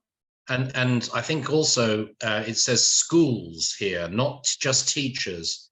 So it doesn't say teachers should develop knowledge. It says schools should support teachers. Now, the reason for that is because I think that if you're going to have an effective implementation of metacognition, it's not something that should only happen in the English classroom, right? It should be happening in all of the classrooms so that there's consistency and that the It's not students... about a subject, it's about the whole school. Exactly. It's an approach to learning, not just an approach to English. Okay, so maybe after this seminar, you can, you know, speak with your coordinators or your directors and talk about how it would be really, you know, beneficial to have some kind of school commitment to, you know, and obviously you can't change everything from one day to the next, but you can maybe start small, like, okay, let's have some exam wrappers. Let's have students reflecting on their tests. And then little by little, we add more and more, then planning and all kinds of other activities. Okay, so remember, teachers, there were 7 recommendations. Okay, let me just remind you, I'm gonna upload, during the break, I'm gonna upload this so you can see at a glance, right? Here's one sheet with all 7. So this makes it easier for you to visualize. I just put it on a PowerPoint because I wanted to be able to go through it slowly and for you to be able to read it in nice big letters. But I took it from this document, okay? So these are the summary of the recommendations, okay? But you can see also that here is, no, sorry, not there. Here is the document, okay? And this is the guidance report created by the Education Endowment Fund. And here, each recommendation is given 3 or 4 pages. So let's look at the first one. These are the summary of the recommendations. So here's the first one. Teachers should acquire their professional understanding and skills to develop their pupils' metacognitive knowledge. And then the authors have given a little bit more detail here, okay? And so obviously we don't have time to read the entire report right now, but you're going to be doing that for your asynchronous task tomorrow. You're going to be looking through the report and writing reflections about each recommendation. All right. So this is a very interesting document based on lots of research. And here, for example, we can see they are talking about using a fishbone graphic organizer. Has anybody used these before? We have the effect, and then category 1, category 2, category 3, category 4, cause. These are called fishbones, right? So in this report, they give you some very, very practical examples of how you can implement this in your classroom. Does anybody have any comments before we're going to have the break?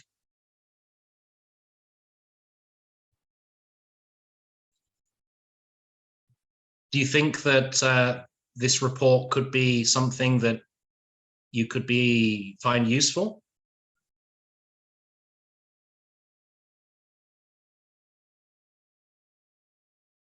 Teacher Tanya, what were you thinking?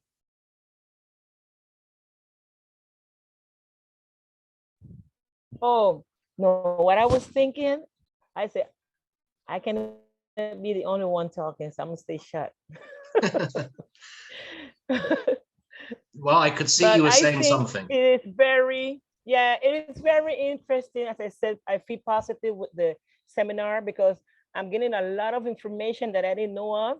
And what you just gave us, the 7 recommendations, if we have the chance, as you said, to read it home in a private reading, we will find more ways to reach our students and have the classes to be more motivated and have them learning exactly what we want them to learn, is to speak and write and understand the language.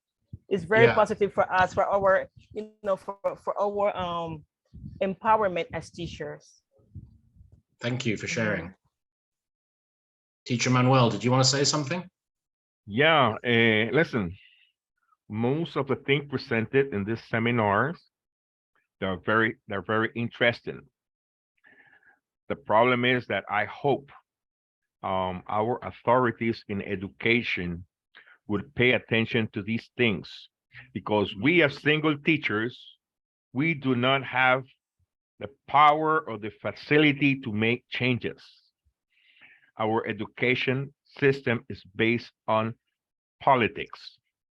And as long as politics is involved in education, teachers can't do much. We have the intention, yeah? But all of us, teachers and authorities, supervisors, we will have to sit down, discuss all those things and organize ourselves to make them effective. That's my point of view. Thank you. Yeah, I understand. And, you know, there's a saying in English, I probably exists in Spanish as well. Rome was not built in a day, right? And obviously with this kind of approach to learning cultures, I mean, you can do it, but you can start small, baby steps, as we say. Like, even if you can just take a few strategies from this workshop and try them out, and then talk to your colleagues in the classroom and share with them how it went. You don't know, you could have like a positive influence on some of the teachers in your context, you know? So yes, of course, it would be better if these kind of things could be introduced on a national level. But, you know, for now, just try to implement it in your classroom, first of all, and then share some ideas with your colleagues and see if you can, you know, get them interested too. You never know what influence each individual might have. So I understand your point, but I would urge you to be positive and to try to implement these strategies as much as possible. Does anybody else want to share anything before we take a break? Yes, I just want to say that, you know, I'm happy to be taking this course because it's really opening, you know, my mind concerning about different methodology for students. But sometimes I feel, you know, bad for those students that didn't have the chance with some teachers in the past. You know, I'm talking about years in the past, that probably if they will have this acknowledge of how or the way to help students, probably they will not be on the street now. Yeah, because this is something that we as a teacher, we should know, and we should desire to have to help our students. Mm-hmm. And society. I mean, like I think I said on day one, that we as teachers, our responsibility is not so much to, I mean, of course, teaching English is, our primary goal. But beyond that, we want to create people who can think for themselves and that can be very positive members of society. They don't believe everything they're told, that they can think for themselves, that they can interrogate information that is given to them and make, intelligent decisions in life. And, any teacher can promote those practices by modeling, questioning, speaking with students, and promoting these reflective and critical thinking strategies that we're talking about. Okay, guys, so it's time to take a break now. According to my watch, it's 2:53.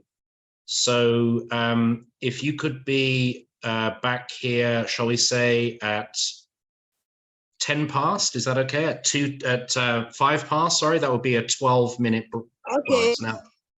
Sorry? Okay.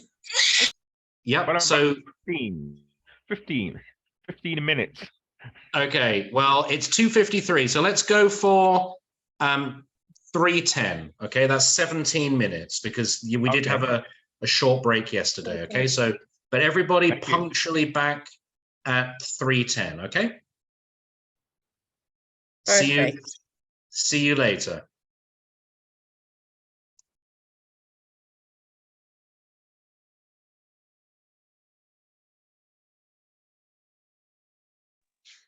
Alguien que haya quedado en la sala me escucha. Se me cayó el wifi. No sé si estoy conectada. No, si está conectada. Nadie te escucha, nadie te escucha. Oye, yo dije, se me fueron. Yo no sé ni dónde yo estaba en antes, quedé como en el limbo. Ay, Dios mío. Oiga, no se pongan bravos conmigo, yo soy bien habladora. Estoy bien callada para que ustedes sepan. Pero, ¿por qué no vamos a poner bravo? Porque a veces uno habla mucho y lo otro, ay, que se calle, ojalá que no sea así. No, para nada, para nada. Usted, aquí estamos para aprender. Y si los demás no quieren hablar y usted quiere hablar, hable. Go ahead, my dear. That's the way you learn. Yes. You see, I learned because I didn't know anything about phonics. I have never done that in my life. Nunca. Y aquí aprendí que era phonics. Ahora mismo.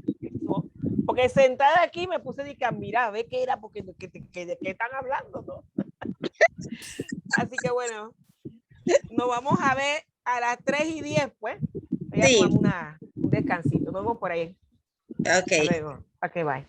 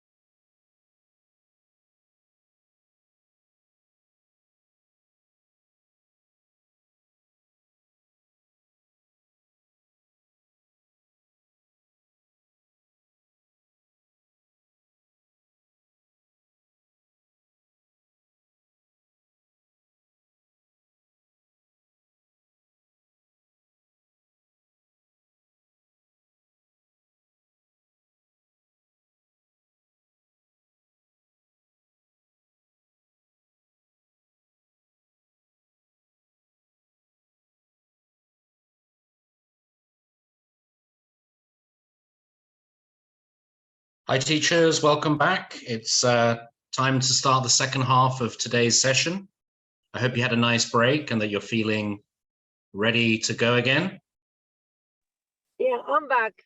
Hello. Great. Welcome back. Okay, good to have you back. Okay, so teacher Javier, you were reading about the recommendation from the Education Endowment Fund about promoting learning techniques, right? So like independent study, in other words. Yeah, do you remember? Yeah. Yeah. So in the report, they talk about, you know, we were looking earlier about which of the interventions had most impact. So I have an activity for everybody now. And here we have 10 learning techniques. Okay. Now, these are basically what many people refer to as study skills. So if you're preparing for a test, what can you do? Well, you can do some rereading. So you read the text again, you're re-studying text material again after an initial reading.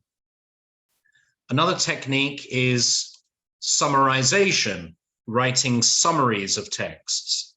So some teachers recommend that students should try to read a paragraph and then summarize it in their own words.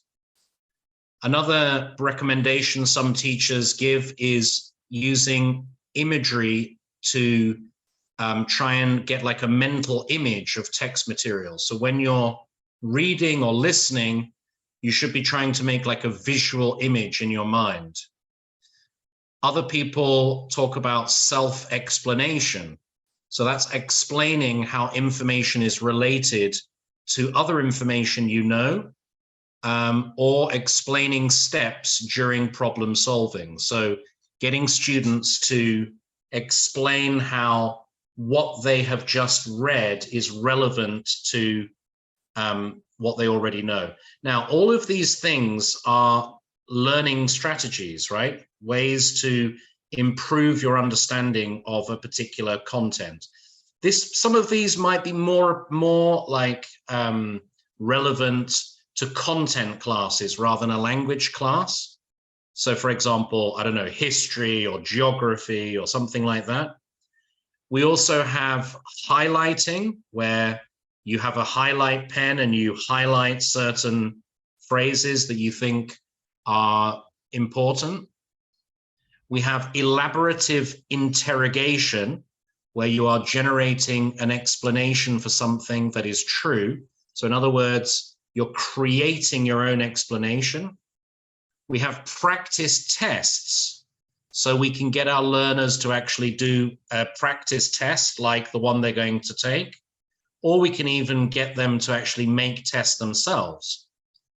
Then we have interleaved practice. This is implementing a schedule of practice where different kinds of tasks or activities are mixed up.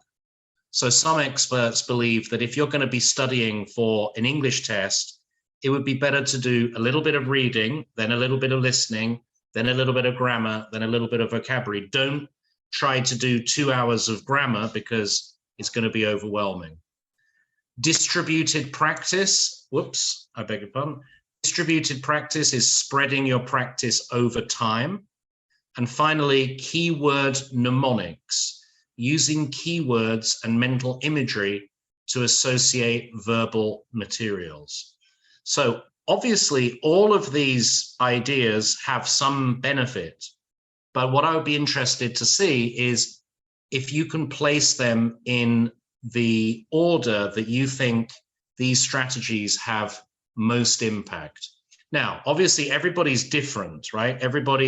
Some people may find highlighting like super useful and other people not so much.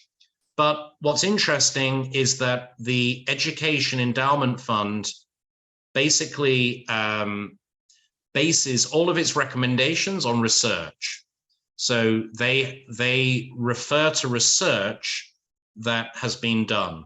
Now, of course, like I say, individuals may have particular preferences, but it's interesting, I think, for us as teachers to consider the research and to think about which of these strategies is most impactful.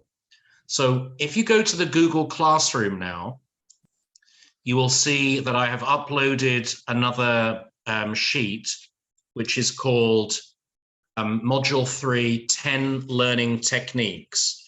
They are labeled A through J, right? So A, B, C, D, E, F, G, H, I, J, I, J. And what I would like you to do in your groups is to try to place those in what you think would be the order that they would be most helpful to students preparing for a test. Okay, so it'd be interesting for you to compare what your intuition tells you, and then I'm going to show you the results of the research. Okay, so I'm going to give you about 15 minutes to complete this task, as there's quite a lot to think about. And I will open the breakout rooms now. So if everybody could make sure that you have the resource and be ready to interact with your colleagues to discuss your thoughts. Okay, anybody have any questions? Okay, let me just.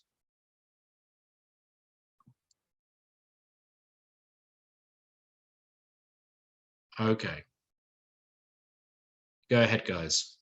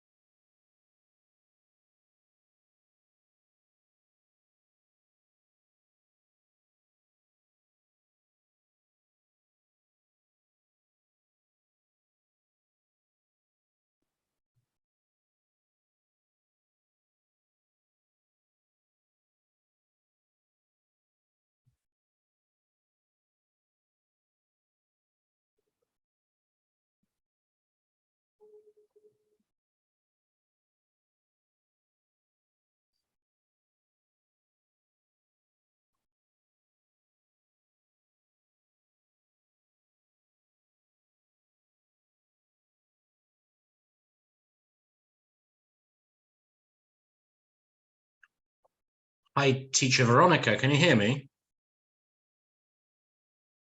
Yes, I'm here. Hi there, how are you Tell me. doing? Pretty good, thank God. What about you? Good. Yeah, I'm fine, thank you.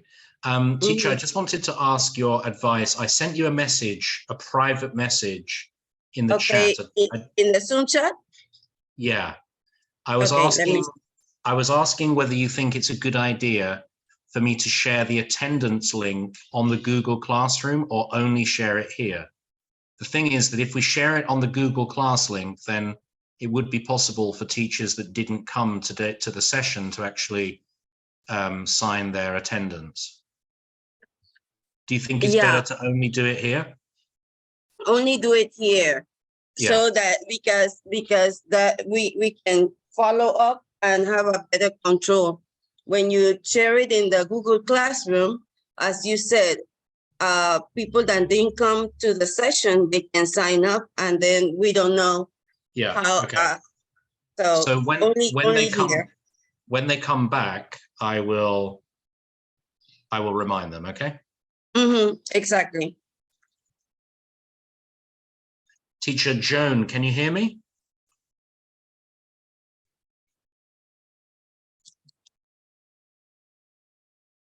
Joanne. Teacher Joanne, can you hear me? Teacher Suri? Most of the teachers are now in the breakout rooms, but we have just a few that Teacher Suri, Joanne, Aylin. Teacher Aylin, can you hear me?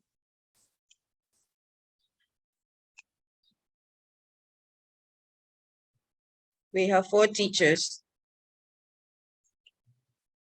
Okay, let me Teacher just see. Sudi. Okay, she's gone. Teacher Marilis.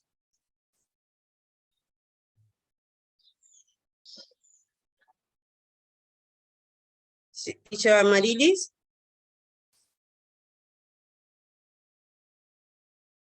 Okay, she's.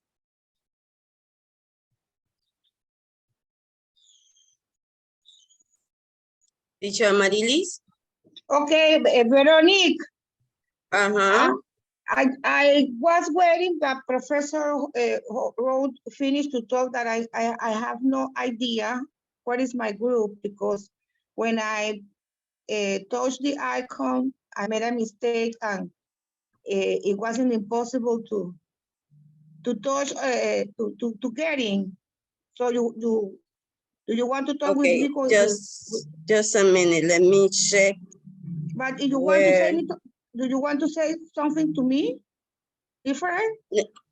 No, I was asking. We were checking. Okay, you are in room number 9. Number 9. In room number 9, yeah. That's the matter that you call me. Are you calling me? Yeah, you are in room number 9. Can you click? Are you on your cell phone? Yes. Okay, can you click on the 4 dots that are on the upper right of your cell phone that says rooms? She's in now, Teacher Veronica. Who? The Aileen Wong has gone to room 9 now. No, but Amarili Salazar is also in that room. Ah, okay, yeah. Sorry, I beg your pardon. You're speaking to somebody else. No. Amarilis, you need to accept the invitation to go to room 9. Yes, but it didn't appear again. I saw it, but it was so, I don't know. That's why you need Okay, to touch the screen. I'm gonna move you to a different room. See if you can see the invitation right now. Okay, thank you very much. Try now. Yeah, but now appear room number 8. It doesn't matter. Okay. No, okay. Go to room 8. Just click join. Yep, she's in. Okay. So it's Teacher just Joanne. Joanne. Osiris has 2 devices, so she's okay. Yeah. Teacher Joanne, can you hear us? Teacher Joanne? Can you unmute?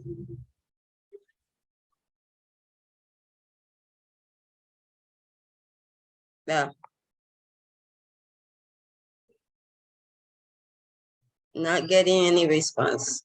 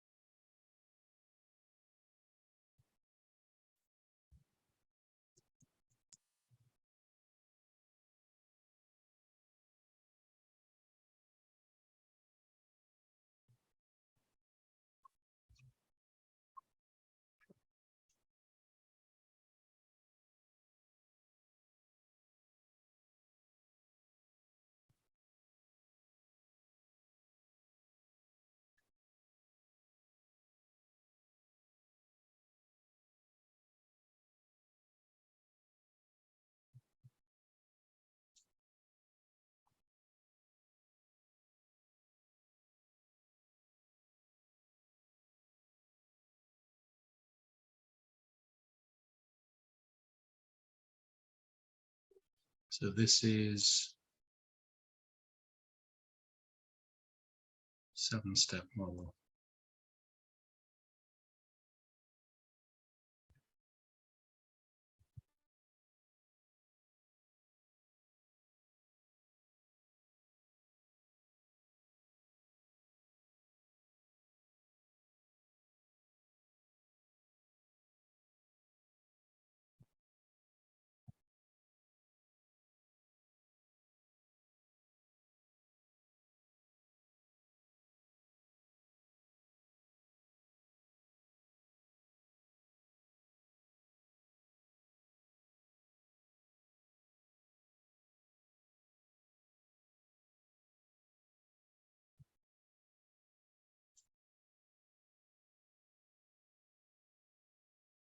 Joanne Thomas is just coming back.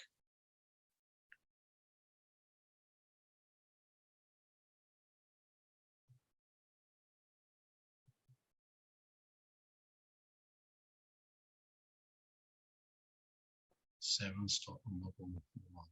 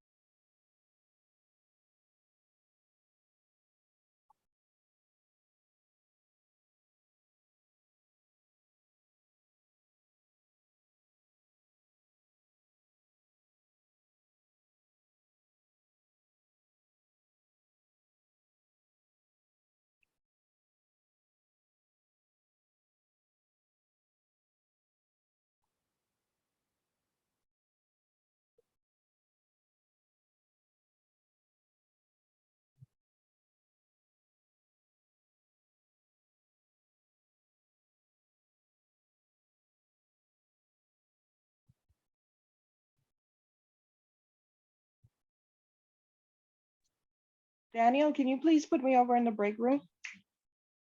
Yeah, hi, who's speaking? This is Joan. Okay, Joan, no problem. Just give me a second. Were you in a particular room before?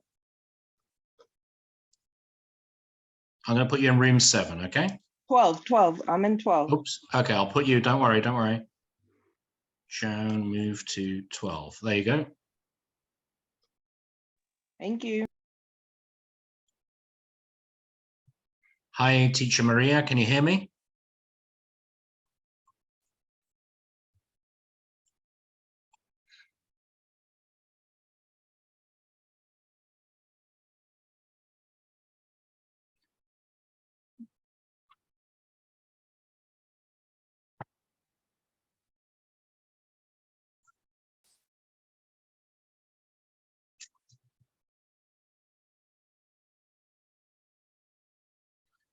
Okay, so it's up there.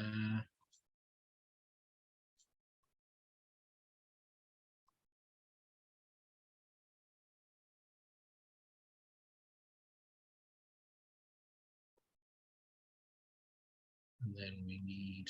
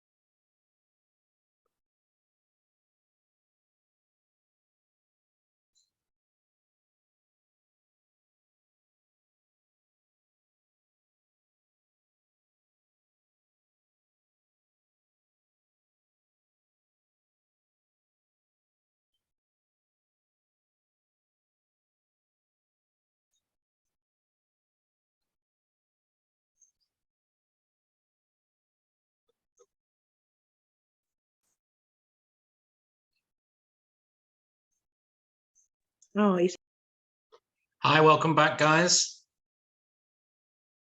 How did you find the activity? Interesting? Yes, it was. So we're going to compare what your intuition is with what the research says, okay?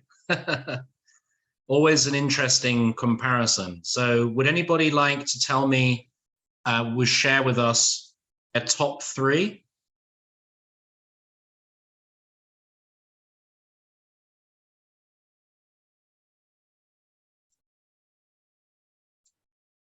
Teacher, let me see, who hasn't spoken? Teacher Hilda, what was your, which one did you put in like first place? Like which did you regard to be the most beneficial learning technique? Okay. My group and I discussed, we choose the number 8, reading, reading. Reading again. Rereading. Okay. We're studying the text material again after initial reading. Okay. So you think that suggesting that students should read the text again is going to have the maximum impact, right? Yes. Why do you think that? Okay. Okay, because when they read, they practice their reading, they can have a good pronunciation. They can have a knowledge about the topic that they are reading about. Okay. So that is the number 1. Thank you. Okay. Teacher. Says something. Yeah, go ahead. Okay. Well, in my group, I don't know if that was okay or not, but we pick up the last one. Yeah. Keyword mnemonics. Yeah, because if we are going to introduce students to a new topic, let's see, like reading in this case, it helps students to understand the keywords of the topic that we are gonna be teaching them, or the keyword of the lesson in this case. In this case, like if we are gonna be like reading comprehension, so students are gonna know the keywords of what we are gonna try to explain them. What is a mnemonic? I don't know if I was wrong or not. Related to the memory. Those Can are you be more specific, Teacher Sharon? Okay. In that case, students need to understand, to have the meaning of the words. Yeah. Yeah, but Probably- what is a probably like mnemonic? associate. Those are like. Yes, Teacher Patricia. Those are like the own techniques that you come up with, your own techniques to learn something. You see, that you come up with yourself, your own techniques. You see, to learn a material, to learn a vocabulary, anything like, you see, to make it easy for you to learn it. So it's like when I don't know, but if we say like when we relate just like an example, like we relate an apple with a hair, for example. So in this case, we're gonna make students to, when they see, if we're gonna teach them the word hair, they're gonna be relating that to apple, or we're gonna teach an apple, they're gonna relate that to, so they can keep in mind the word. Yeah, exactly. So a mnemonic is basically a device or a way of helping you to remember something. It's like when you use, when you have like keywords. So let's see, you don't understand what means CPU, but let's see that you use a certain kind of instrument. Let's see, like, for example, C is for coconut and P is for pattern, and U is for umbrella. So if you remember that, you're gonna know what is the CPU, right? Yes. Okay. That's what how I associated. I don't know if that I'm wrong or not. Yeah. I mean, anything that helps you remember something. So an image can be a mnemonic or an acronym. So a lot of times, like SMART, you know, that stands for specific, measurable, achievable, realistic, and time dependent or something. So that's like a way of remembering. It's like an acronym, right? So acronyms, pictures, keywords, anything that helps you remember something. So if you're studying history and you want to remember the year that, I don't know, Napoleon died, you might make like a little game or associate the numbers with something that means something to you. Those are mnemonics, right? Teacher Aylin Rodriguez, could you tell us which strategy you chose? In which number, sorry? Which of the 10 learning techniques did you consider to be the most effective for learners?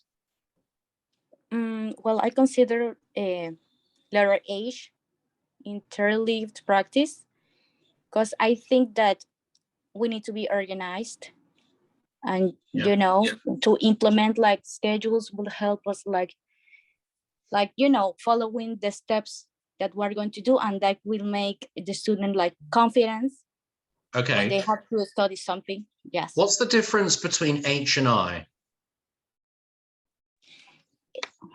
Okay, let me read. Spreading their practice over time. Letter A is when you, well, just spread over time, like in a So large amount of time. When you make a time plan, so you say, okay, I'm going to study on Monday and then I'm going to do half an hour on Tuesday, that would be distributed practice, right? Rather than saying, I'm going to do 3 hours on Sunday, you plan to do half an hour on Monday, half an hour on Tuesday, half an hour on Thursday. So I think that is more what you were describing, no? Yeah, both are really important, right? So what's the difference? Just 1 second, sorry. What's the difference, Teacher Aylin, but what is the detail about H which is important? Like to know the amount of time that we're going to invest studying something. There's something that is more to it than just time, though. Like to, I mean, choose which like subject or which topic. Right. I mean, the order of the topics that we're going to. So the idea with interleaved practice is that you're implementing a schedule where there are different kinds of study. So, you know, you could say, okay, I'm going to do history for half an hour and then English. I'm not going to do just English. I'm going to do 2. Or if you could have interleaved practice within English. So you could say, I'm going to study grammar for 10 minutes. Then I'm going to do some listening for 10 minutes. That would be interleaved practice, okay? So the point about interleaved practice is not so much time, it's more the idea of students consciously deciding to mix the activities. And most people, the research has shown that when you change every so often, then the brain can absorb more. If you try to do the same thing for a long period of time, then your brain gets overwhelmed. Does that make sense? Yes, yes. Okay, thank you. And okay, one more person, Teacher Juventina, could you make a comment?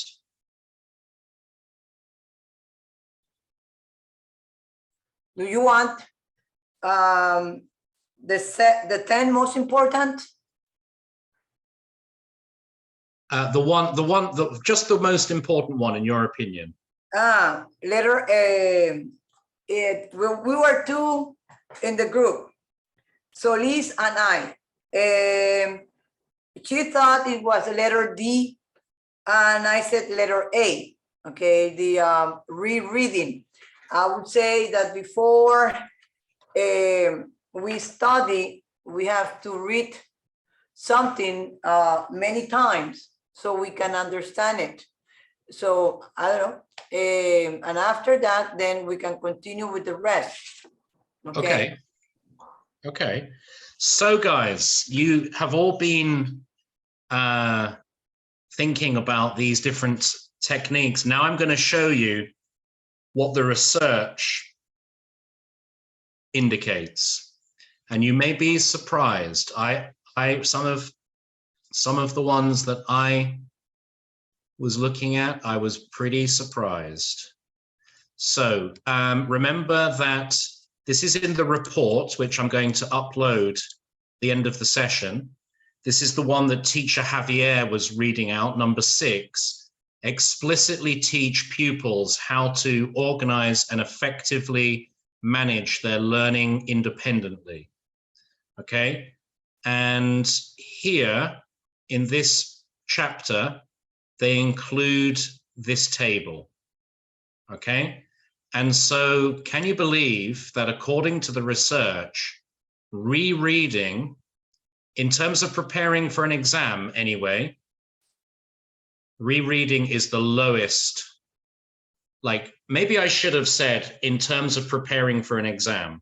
Okay, so notice what is the most effective method for preparing for an exam or learning techniques? Practice testing. Does that surprise you? There is a situation, Professor, on the cup. What you just show us said practice testing. But here says practice tests. Yeah, I changed the wording slightly, but it's the same thing. Do you understand it differently? Yeah, because I have in my mind that the last thing I would do after all the reading is make me a test and practice to see how good or how bad I learned the material. Right. But no, but the question was, what strategies should we be really recommending to students to do to practice for a test? Or what are the most helpful activities, right? So according to the research, giving students practice tests, which they could do at home, I mean, it could be something they do at home, is actually has more impact on their learning than anything else. Does anybody have any comments on that? I do have a comment because sometimes, most of the time when I'm gonna prepare students for the exams, before, like a week before, what I do is I try to give the students practice for the test. And some of them, that what made me like get angry sometimes is because the same questions, sometimes when I do have the same questions on the test, they were even able to answer those questions. They were not able, or they were able? Yeah, they were not. They were not. And they do have a practice which is with what's exactly the same. I think it's sorry, does anybody else use practice tests? Sorry, I have an observation. Go ahead, teacher. Because it says here, it says here, 10 learning techniques. Okay. Yeah. If it's learning, it's completely different for test. Okay. It's my opinion. I'm sorry for that. Okay. Can you explain what you mean? A little bit more detail. When, for example, if you have to learn something very important, you are going to teach, or you are going to learn it, okay? Yeah. It's completely different when you practice for the exam, a test. Sometimes we give some short quizzes, okay? it's completely different, because there is, then it should say for getting or for practice for an exam or something on, it's not learning, okay, techniques. That's what I think. Okay, I'd like in a very diplomatic way to try to disagree with you and maybe just to make you consider another perspective. So Teacher Juventina, I don't know, have you heard of an approach called test, teach, test? Yes. Yeah. So the idea of this is that you give students an exercise and they can't do it perfectly well, and they realize that they can't do it well. Then you teach them, you give them some input or explanation, and then you give them another exercise which is very similar, and you see some progress because the students have gone from a situation where they did badly in the first test and then they did better in the second one because of the intervention. So there is actually a lot of research, teacher, that suggests that when people know they're going to be tested or evaluated straight after they have been shown something, they often pay more attention. Okay, So, yes, but there's I have a different opinion there too. Okay. When and it happens to me, that's why I say it. If I have to take a test, okay, I get nervous. Even though I studied and everything, I get nervous. And if I get nervous, you know, it will be very difficult for me to pass that test. And I prefer to give it back. Okay, and it happened to me with one professor when I took my first master. Then he got into the classroom and he said, all right, this is your test, without explaining anything, okay?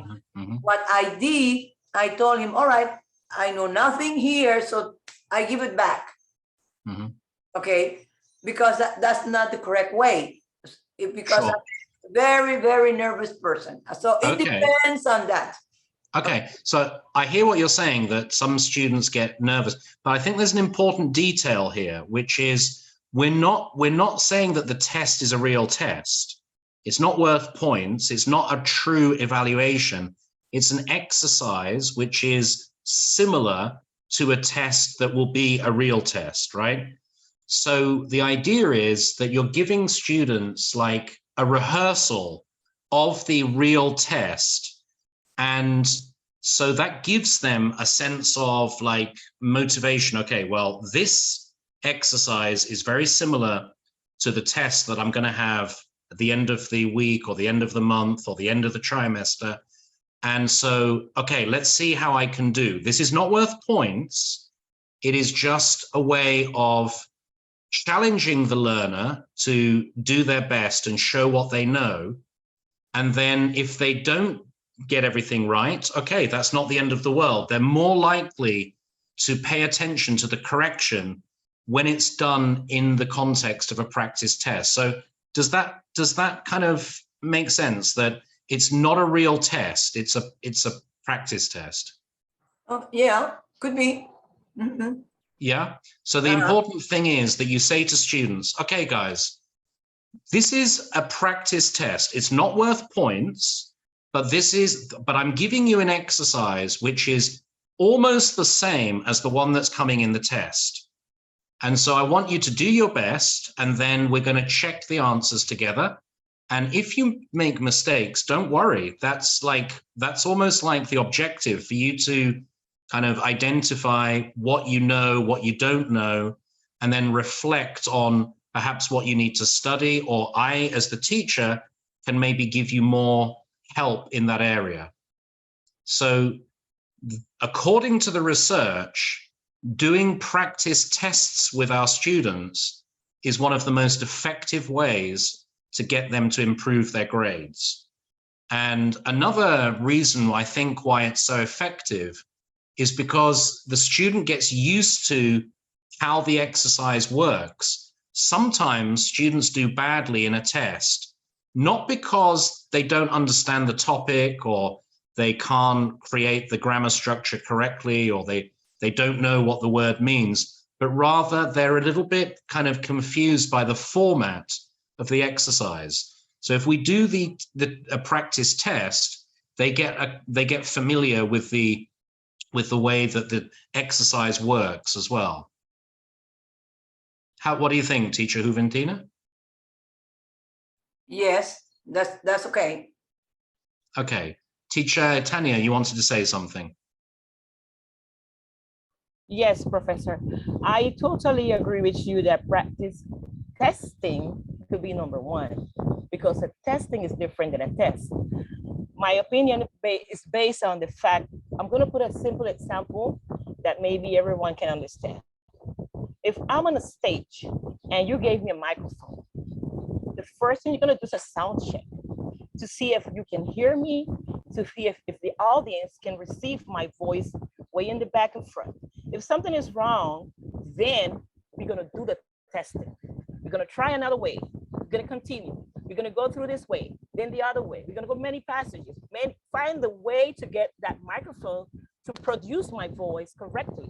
So a practice testing, yes, is number one, but a practice test for me is the last step, because as our, I think it's Erika, I don't remember who said it, before doing the test in the class, and you said it as well, before doing the test in the class, then I can do a practice test with my student and give them a hint of what they will find or could find in the test. That's why I say that the word, kind of tricked me a little bit. Yeah, okay. I apologize if I confused you by changing the word. It's not so serious either. I mean, that's what I understood. Yeah. But I mean, I think, guys, do some research, do your own research. I really suggest that you do this. And it's not cheating. This is not cheating. Obviously, it does generate a little bit of extra work for you. You have to create, so you know what your test is going to be. Okay, I'm going to be testing irregular verbs in the past tense. Okay, so I have sentences with gaps, and then I have a word bank at the top, and I have the words, and they're in the present tense. So the student has to choose the right word, change it to the past tense, and put it in the correct gap. Okay, so they have to do 3 things there, right? Now, if you do that activity every day for a week, and you tell them, this is coming in the test and we're going to do it, and I mean, every time it's slightly different. So yes, that does create extra work for you, but I guarantee that the students will perform better in the final test if they've had those practice testing opportunities. So try it. I mean, I'm saying I think it works, but see how it works in your context.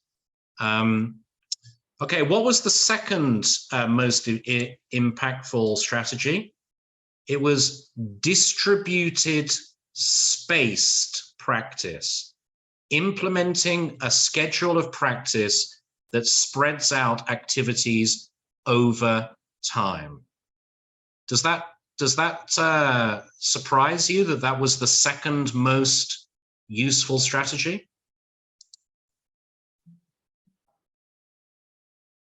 What do you think? Teacher Johannes, could you answer that question? I am surprised. I'm surprised because this was not the order that we chose. Okay. The second place we had a highlight. Right. So it's really a surprise for me, this kind of answers. Yeah. Say. So why do you think, so I mean, it is interesting, isn't it? We always tell our students to highlight and reread, and actually the research in this case is saying that it doesn't really have that much useful impact. Why do you think that spreading your study over a longer period of time may have a beneficial impact? Well, maybe because the practice made the perfection. I don't know. It has to be with something like that, because the more you practice, the more you're going to master something. Yeah, but but it's not just the more you practice. Here we're saying distributed practice. So in other words, saying to the student, okay, if you have a test in 2 weeks, is it more effective to study 20 minutes every day for 2 weeks, or is it more effective to study 3 hours the day before the test? I got it. Yes, you are right. It's better to have 20 minutes per day. Teacher Eileen was talking about that.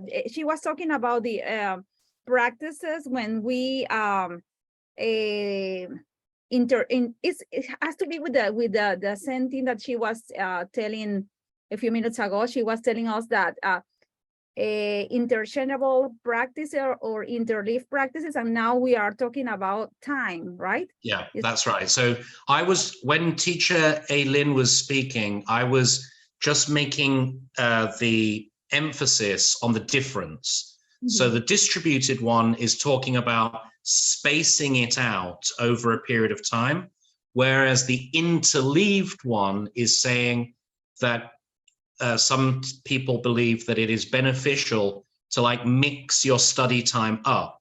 So instead of doing like an hour of English, you do 20 minutes of history, 20 minutes of English, 20 minutes of math, and somehow the brain absorbs more when you're constantly changing the topic rather than doing the same thing for a long period of time. Or you could say that within a single subject, you try to do different things. So rather than studying grammar for an hour, you do 20 minutes of grammar, 20 minutes of vocabulary, 20 minutes of reading, for example. So now we know that distributed practice is supposedly the second most beneficial. Why do you think that is? Why can you explain why you think people learn better if they distribute their study over a period of time? I'm going to give you my opinion. I think that we don't have long term long term to be in a subject. We can be in a subject for too many times. So maybe that's a good idea, or that is a good strategy to have. If you have, for example, 40 minutes of class, you can distribute your time or schedule your time in the way that in that time you can assign 20 minutes to maybe to reinforce or to practice the topic. Okay, so you're talking about the classroom, but the same applies to the study time at home, right? So we should suggest to our learners that when they're going to study, they should make a schedule and they should be conscious. Okay, I'm going to plan 15 minutes of this, then 15 minutes of that, then 15 minutes of this. You know, one activity that I love to do with my students in secondary is to give them like an agenda for the week. And we sit together and I say, okay, how many hours are you going to study at home? Okay, so they have to say, like, they have to put a number on it, like, and then, okay, are you going to study before you come to school or after school or at the weekend? And now, okay, are you going to distribute the time over the whole week, or are you going to do everything in one day? Are you going to mix your studying between topics, or are you going to do it all? And, you know, that's a very interesting challenge for young people to actually to make a plan. Okay, we don't know if they stick to it, but at least we're promoting the idea that they should be conscious of these issues, right? So this is kind of like the recommendation here, that if we want to help our learners to be successful, we need to promote these kind of self-regulation techniques where they're more conscious of what they're doing. Okay. Teacher Osiris, would you like to make a contribution? Yes, Mr. Lowe. I remembered when I was a little, many years ago, my grandma used to tell me, or she used to explain me that every time your teacher had a plan or a new topic, you must read it every day, at least for 10 minutes. So when the teacher advises you that the test is coming, you will already know everything. And this is what I do sometimes with my student from first, second, and third grade, because they're little. And some topics are very, very hard for them to get it, like right away. And also they don't have enough time at home to study sometimes. So this practice, like, every day, at least 10 minutes at the classroom is good for them. Now, the olders, they have to place, I believe, I don't know, I think so. They have to place their own schedule to study because they know when they are free. It's not like, at school, we have to keep going with the subject, and it's a little bit harder for the older ones. But definitely, I think, to study every day, like 10 minutes is better because the student will not be stressful. They will have plenty time to get the information. If they don't know something, they can reach and search the information beside the topic. It will be a lot better for them. Thank you, teacher. And, we've been talking about preparing for tests, but maybe we could also apply this strategy to more natural learning, okay? So we could have maybe a class where we say, okay, what is the best way to learn a language? We ask the students, okay, well, we come to class. Okay, yeah, you come to class, but what else can you do in your own time that will help you to become better at English? And maybe they can listen to songs in English, okay? And they can learn the lyrics, the words of the song. Okay, so how many songs are you going to listen to this week? 1, 2, 3? Okay, and then how many words are you going to learn from each song? And allow the students to kind of make a plan, right? I'm going to listen to 2 songs, and from each song, I'm going to learn 10 words. And this could be like a very nice homework activity where they have the freedom to choose a song they like. Obviously, we have to be a little bit careful here because they may choose songs which are a little bit inappropriate. So you might prefer to give them certain songs that you've already chosen they have to choose from, because then you know that the lyrics are not going to be explicit.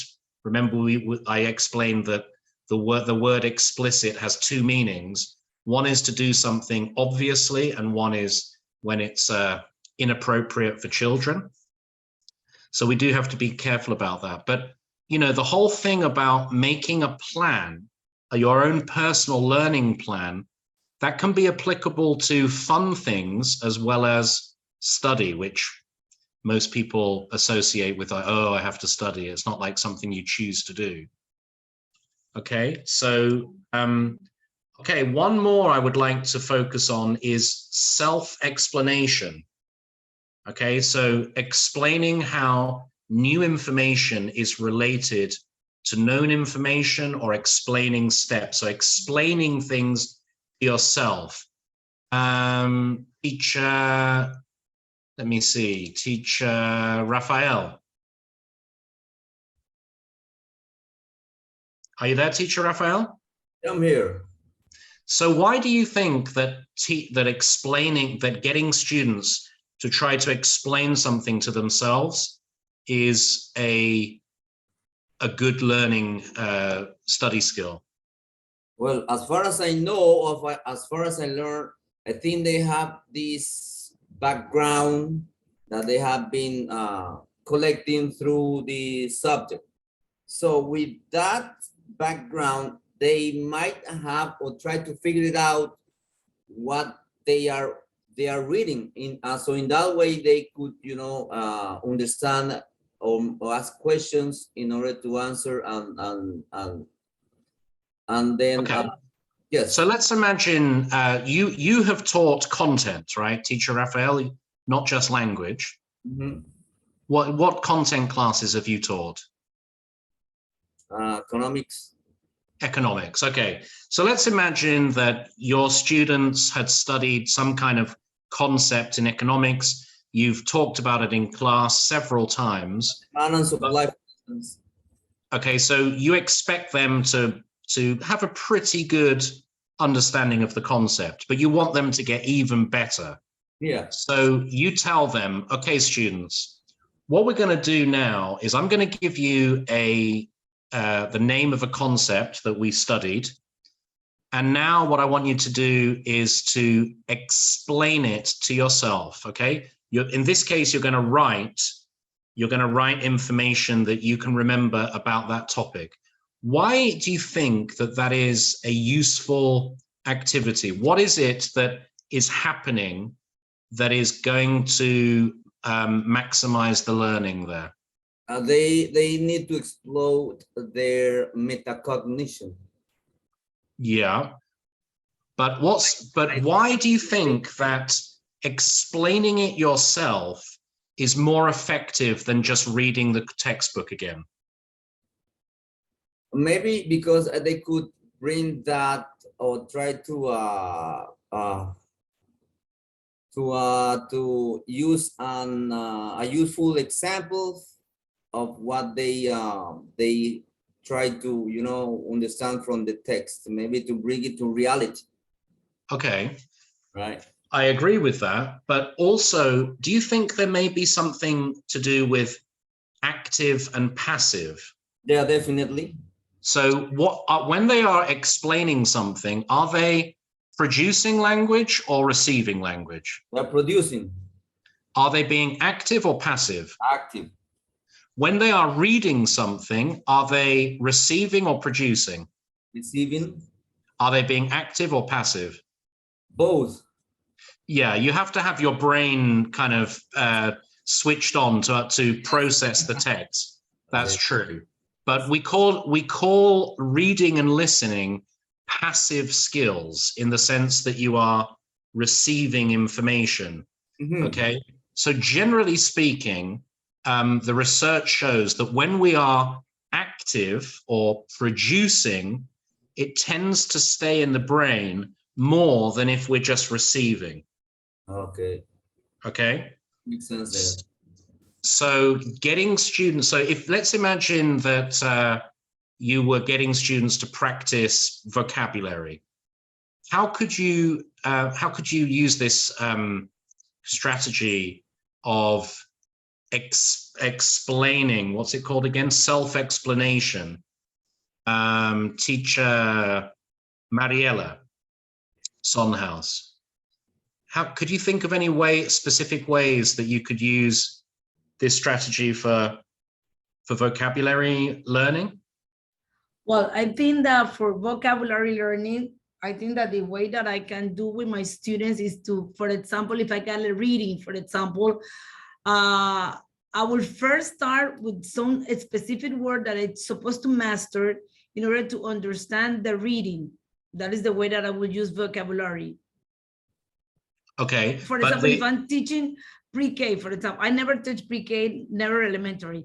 But for example, if I got a reading related to animals, I will start the vocabulary related to what is animals involves, what they do. Okay. Teacher, but specifically in relation to self-explanation as a learning strategy. So we're talking about, you know, like what strategies we can model and promote to our learners to make them more effective learners. So the research that I'm sharing with you suggests that getting students to explain something themselves is a very effective way of maximizing learning. So how could you do that in the context of vocabulary? Okay, in the context of vocabulary, I think that I can use the one that you mentioned about using keywords and mental imagery to associate verbal materials. I think that I can use this one because related to vocabulary, I will place like an example, associates pictures of flashcard with the, if I'm teaching, for example, something related to animals, I will use flashcard so they can associate the images or the photo with the vocabulary. But the point here is self-explanation. In other words, the student has to explain it, right? So how might we get them to do that in the sense of so obviously I'm assuming here that you've already taught the vocabulary, right? But we know that just because we teach something once, twice, or even 10 times, the students don't necessarily remember, right? Yes. They haven't mastered it. So how could you get them to improve their memory or understanding of vocabulary through self-explanation? It could be maybe implementing or doing practices in the classroom related to the topic or to the vocabulary words. Okay, can you be more specific? What type of practices? For example, let's see, having some interactions or some, it could be like,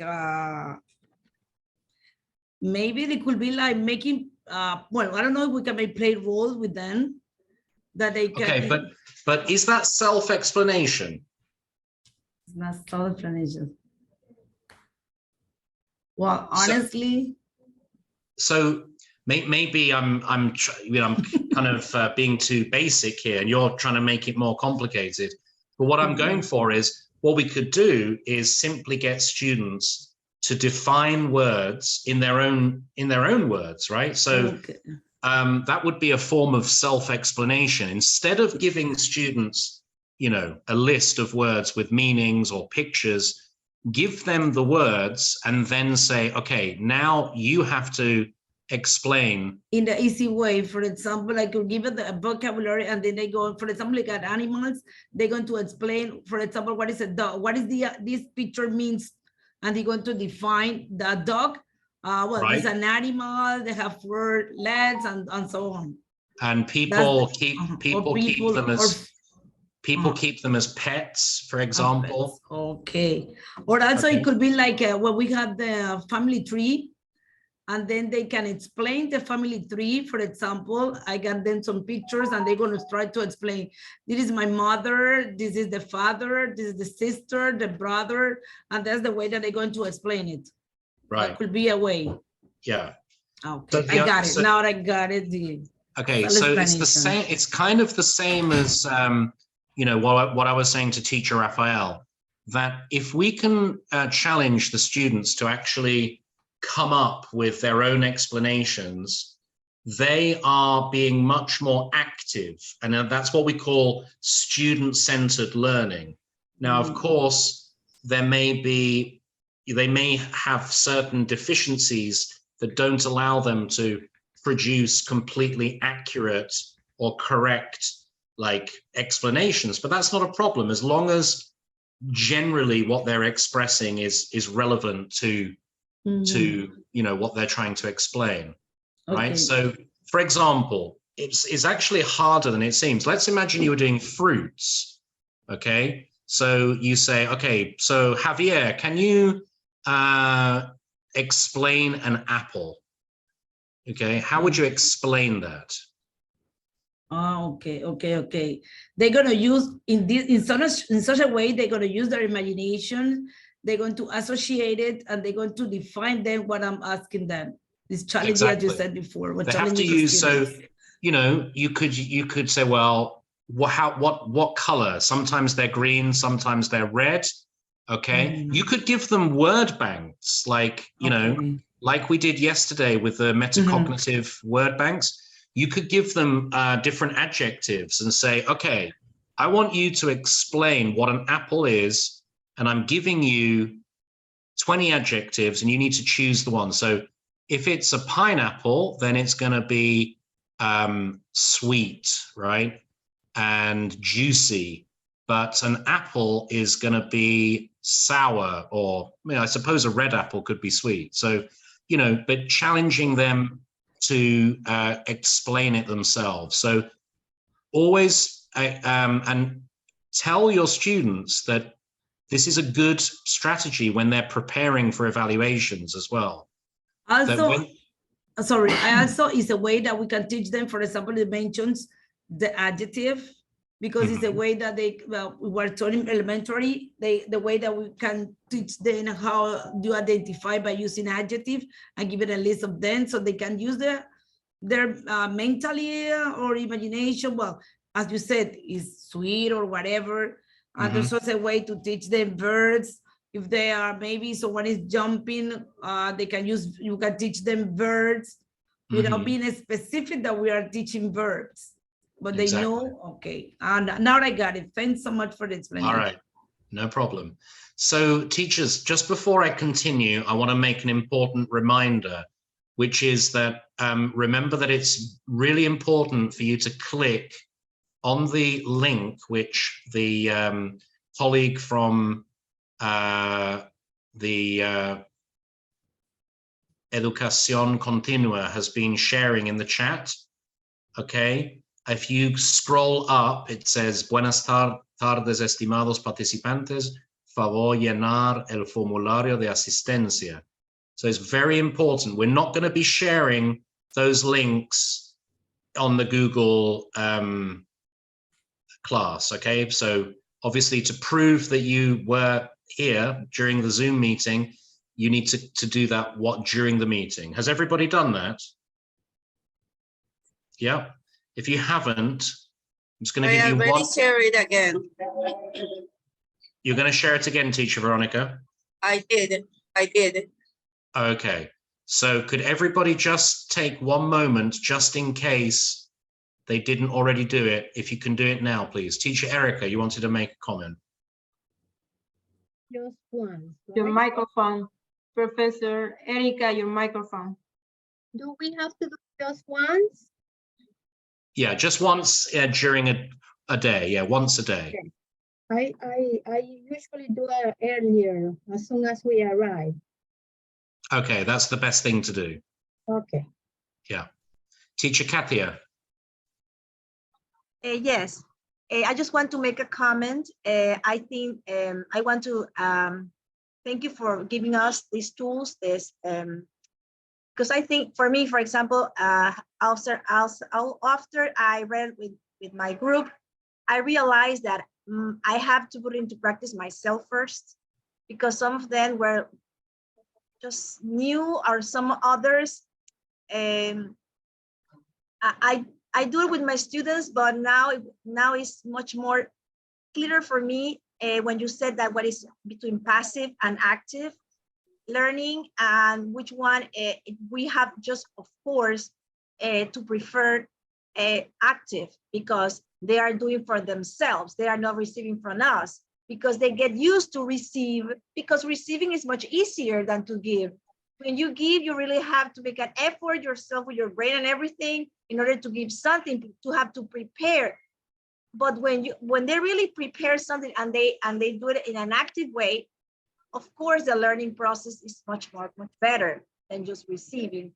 For me, it was also very interesting to see that I didn't even think about the way it was number one, the first ones, right? And also the way you explained some of them, I appreciate that, because for example, the one that says using keywords and mental imagery, I am not used to do that myself. I am not that kind of personality, like learning personality, but it's interesting to know them, because maybe for me it doesn't work, but maybe for my students, of course, it does, right?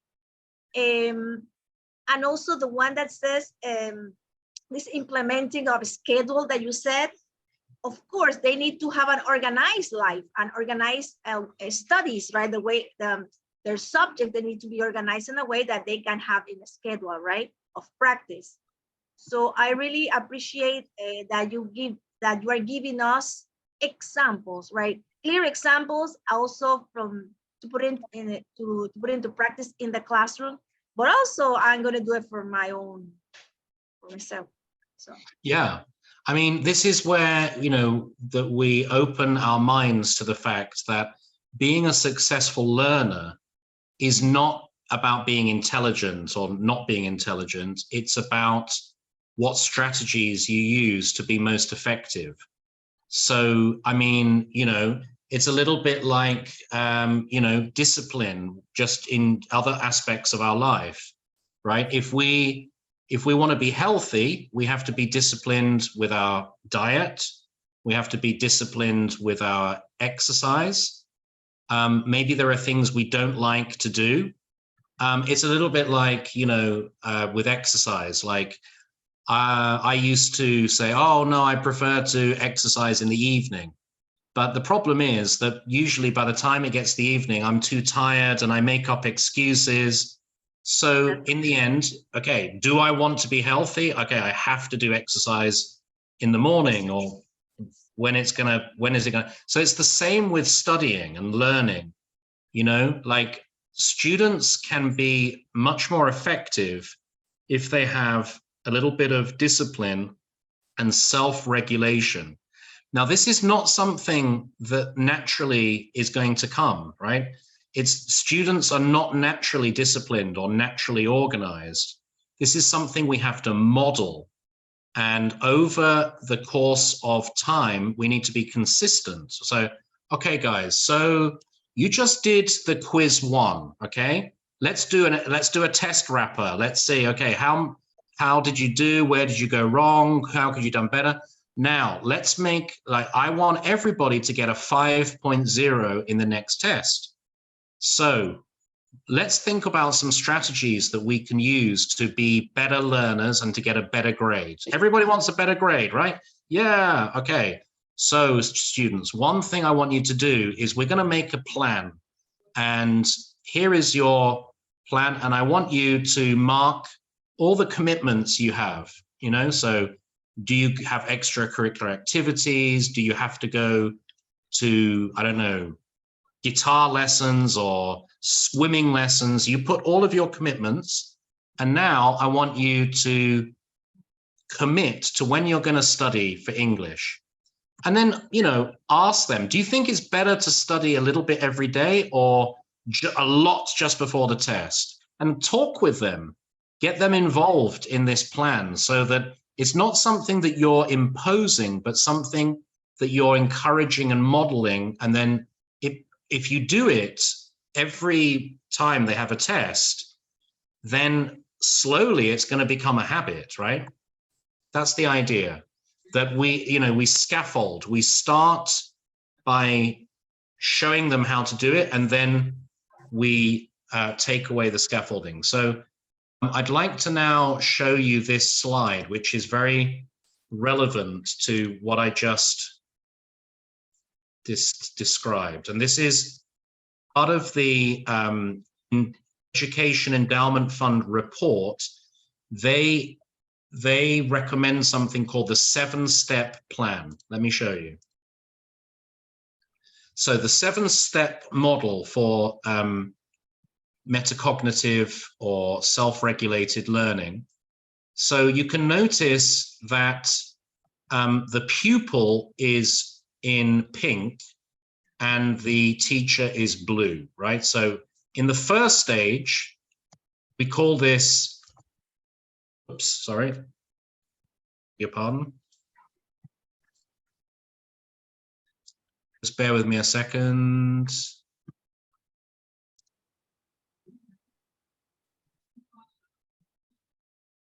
Just need to reopen my.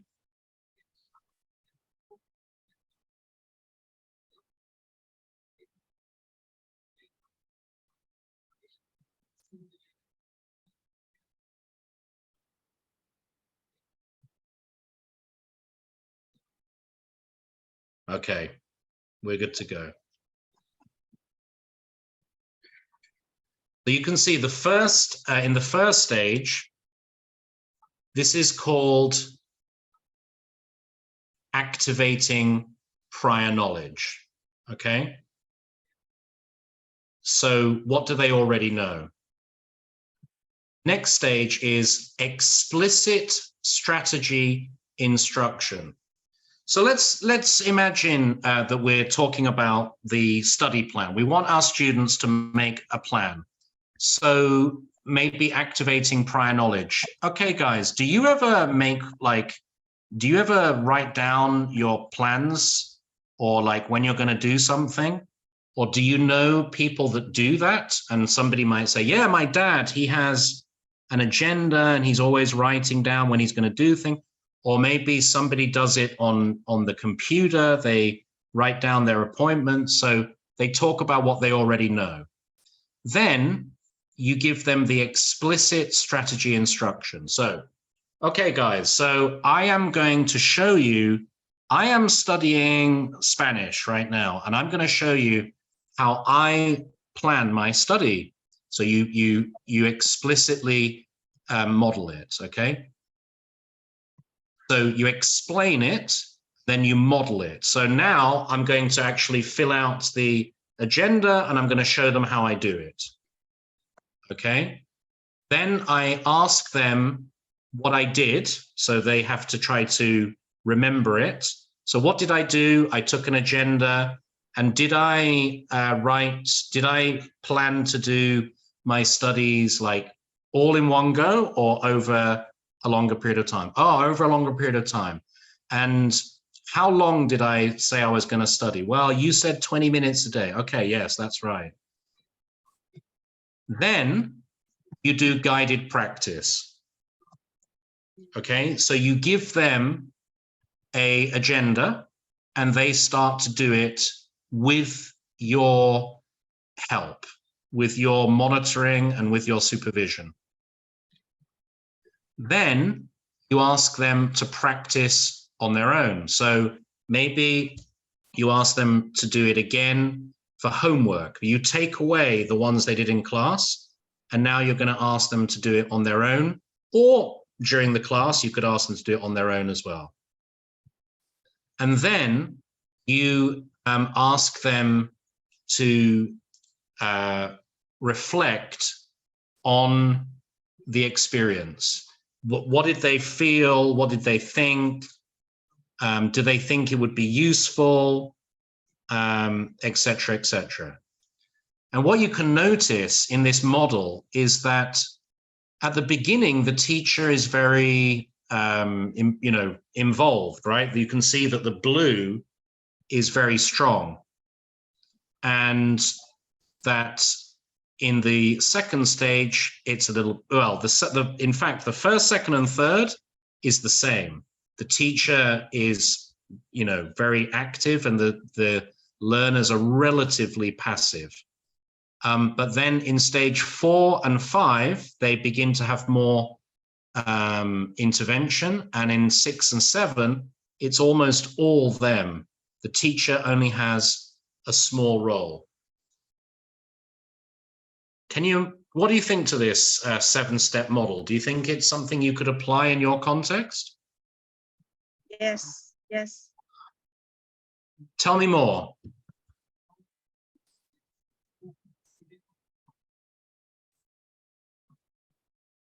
Who said yes?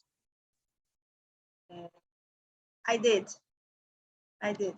Okay, Teacher Kathia. So you could imagine modeling other strategies?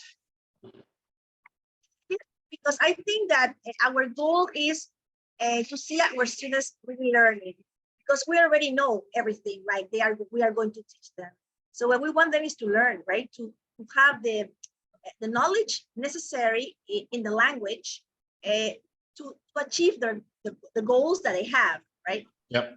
So at the beginning, I have to guide them, of course, but at a certain moment, the teacher's role has to diminish a lot, because otherwise they are not going to learn really, right? So exactly. I have an active at the beginning, an active role. I need to model the language to them, but they have to do it themselves after that. I had to give a step back for them to be active, not me anymore. Yep. Very good.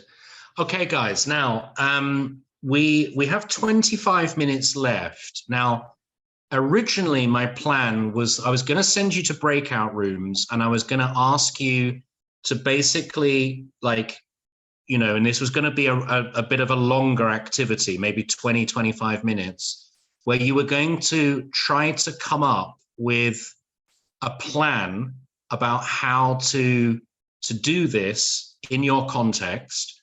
And you could choose, so let me just show you, I found a website that, I mean, a lot of these strategies in this website, you're going to know. I mean, I'm not insulting your intelligence. Here we have a website that has some nice strategies for reading comprehension. Okay, predicting, identifying the main idea, questioning, making inferences, visualizing, story maps, retelling, prediction, and answering comprehension questions. Okay, so all of those are strategies, right? And the idea is that you're going to plan a simple lesson and you're going to follow the 7-step model that we just looked at. And you're going to create a lesson plan.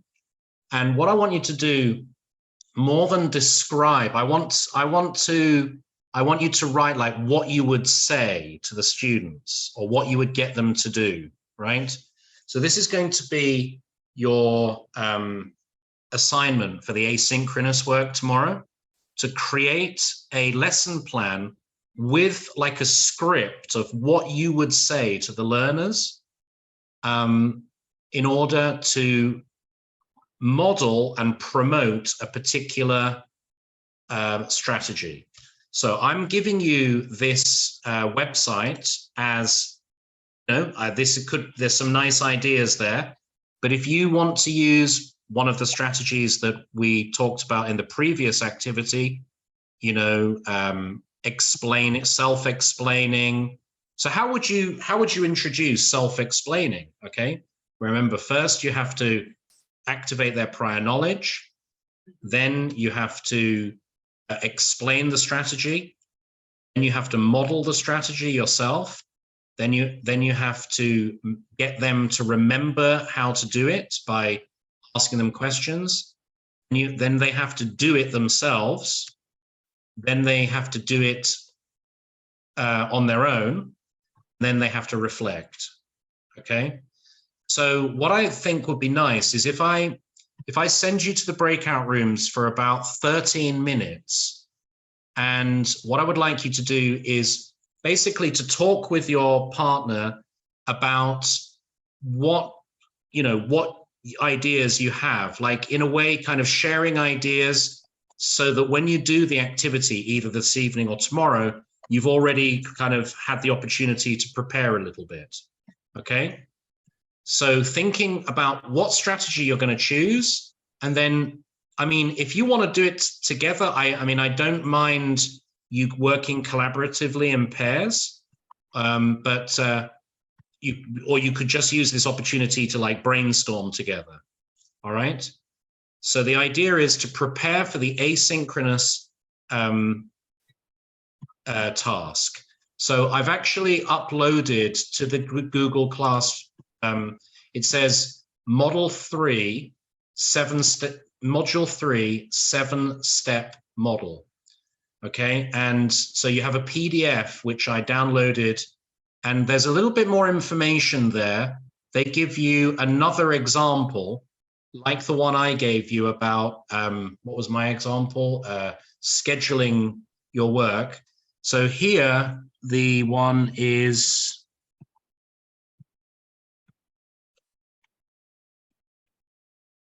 what was the, okay, using questions to remember things.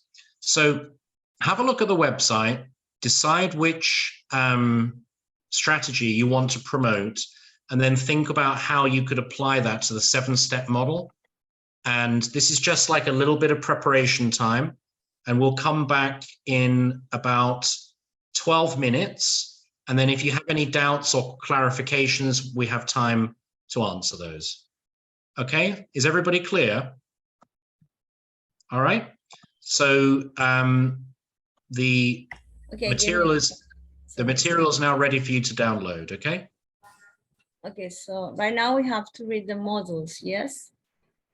Right now, so the idea is to look at the 7-step model and decide what strategy are you going to apply to your learners. You can choose. You can use one from the website. The link is in. Okay.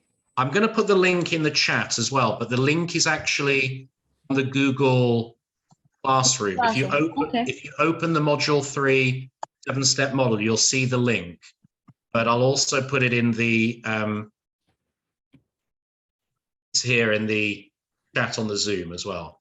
You could, but that's just to give some ideas. If you want to use if you want to use the ones from the previous activity or any other strategy that you prefer, go ahead, okay? So we'll be about 12 minutes and then we'll come back. Okay, thank you. Okay, Professor, I have a question. Okay, according to or based on the activity that we choose, we have to describe the 7 stages, right? Yes, you have to think about how 7 stages. Exactly. And what would you do and what would you say? I would like you to script it. So right now, teacher, you probably don't have time for that. This is more just to share, just to plan and think about and maybe discuss it with your partner. But when you do it, I want you to describe what you will do and what you will say. Okay, I'm going to add those details to the assignment description when we finish this session. Okay.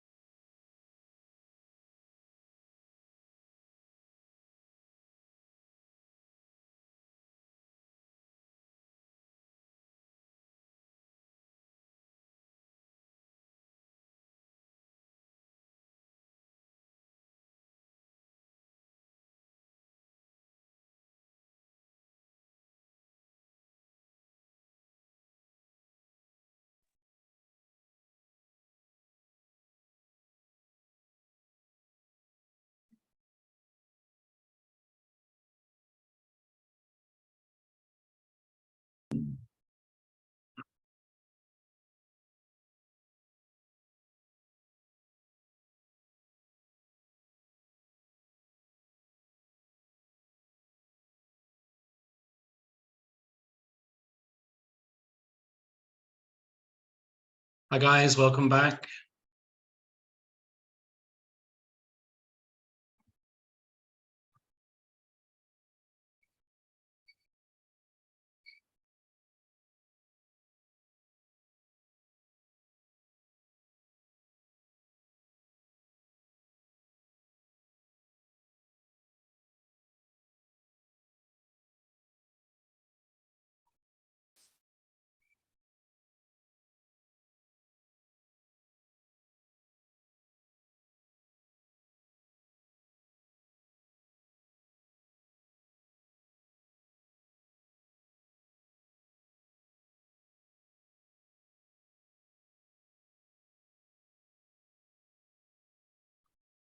Okay, everybody's back. Thank you.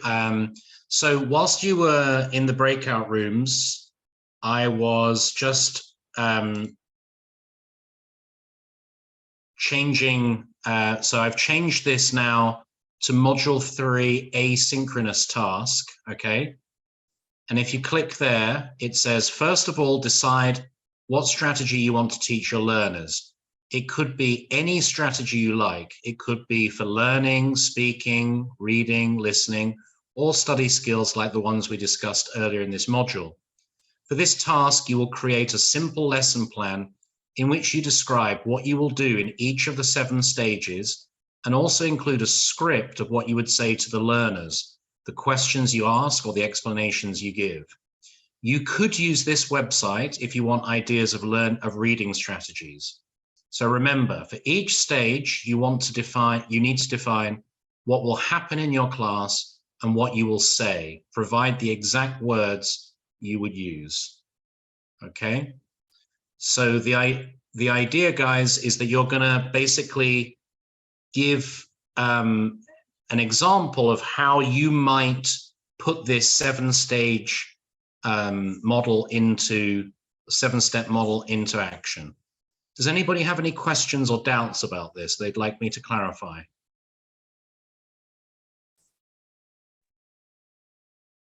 Professor, when you say a simple lesson plan, yeah, is there any specific template to use or no? So basically what I would just ask is, you're going to put 7 headings, right? The first heading would be activating prior knowledge. So you would say, I will ask the students, or I will find out what the students already know about blah, blah, blah. And then below it would be, I will say, so students, da, da, da, da, da. And I would like to see like the language you will actually use to ask the question. Then the next stage would be explicit strategy instruction. So now I will explain the strategy of skimming. And so what will you say? Okay, so the actual words you would use. So just a simple description and then the actual script of what you would say. And so you're going to do seven stages, okay? Thank you very much. Much clearer. Okay. And also I'm going to upload the report. It's about 32 pages. So, not something you want to read in one sitting, but there's lots of very interesting information, and also some of the other little handouts and flyers that the Education Endowment Fund have created. And like I showed to you, they have loads of different areas that they've done research on. So you might, I'll post the link so that you can have a look around and see what interests you. Okay, guys, so that's the Professor, end I of... do have a question. Yeah. There are some in classroom. There are some assignments that were done in class. Yes. And it says that the assignments in class are developmental, so don't worry about uploading those. Those are just for your own learning, okay? But they don't need to be submitted. Okay. Just the ones that say asynchronous task. Okay, thank you. Those are the only ones you have to upload. Okay, thank you. Does anybody else have any questions? So far, so good. All right, well, I hope that you enjoy, yes, teacher Yildiz. Everything's cool. Okay, good. Sorry, I thought it was a hand up, but it's a thumbs up. Yeah, right. That's what it Yeah. meant. Okay. All right. Okay, cool. Teacher Veronica, is there anything you would like to say before we finish today's session? Yes, I'm here. Please remember all those people that have not completed their attendance list or attendance form. Please do so. Remember that this is the third day of the seminar, so you need to be on top of your assignments. So at the end, you won't be worried that, oh, I need more time to comply with the assignment. So that's it. If you have any question about the diplomado, it's also important to contact me or contact Educación Continua. Teacher Veronica, I Tuesday the asymptomatic tax for I have to upload Tuesday. I did it in a area that say okay, say carpeta de drive de la clase. Okay, let me. Sorry, is that Hilda speaking? Yes. Yeah, Hilda Jules. My camera was okay. The first assignment I uploaded in carpeta de drive de la clase, but this morning I realized that I make an error, and so I submit it in the right. Okay. So you upload it again, so in the right place. Yes. So don't worry. If you upload it again, you should be able to see it. So no stress about that. I'll check that out and let you know tomorrow if there's a problem. Okay, Hilda? Okay. Does everybody that is connected already join the classroom? Anyone that is connected need help to join the classroom? Okay, silence means that everybody is okay. I think so. No news is good news. Silence talks. So we see each other tomorrow. Bye-bye. Remember, 10 minutes before 1 so that we can begin at 1. Okay, bye-bye. Bye, take care. Thank you. Bye-bye. Bye. Thank you for everything. Bye, take care. Okay, no problem. Well, they are leaving, but we were supposed to take a picture, but they are leaving already. Yeah, Oh, okay. tomorrow we can take another picture. Okay. Hey, I'm here for the picture.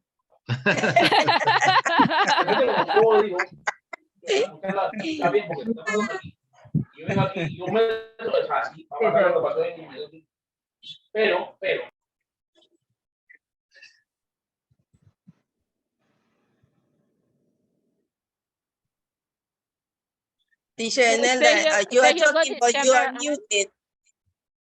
I said no picture today. No, tomorrow. She was ready for her picture. Look at her.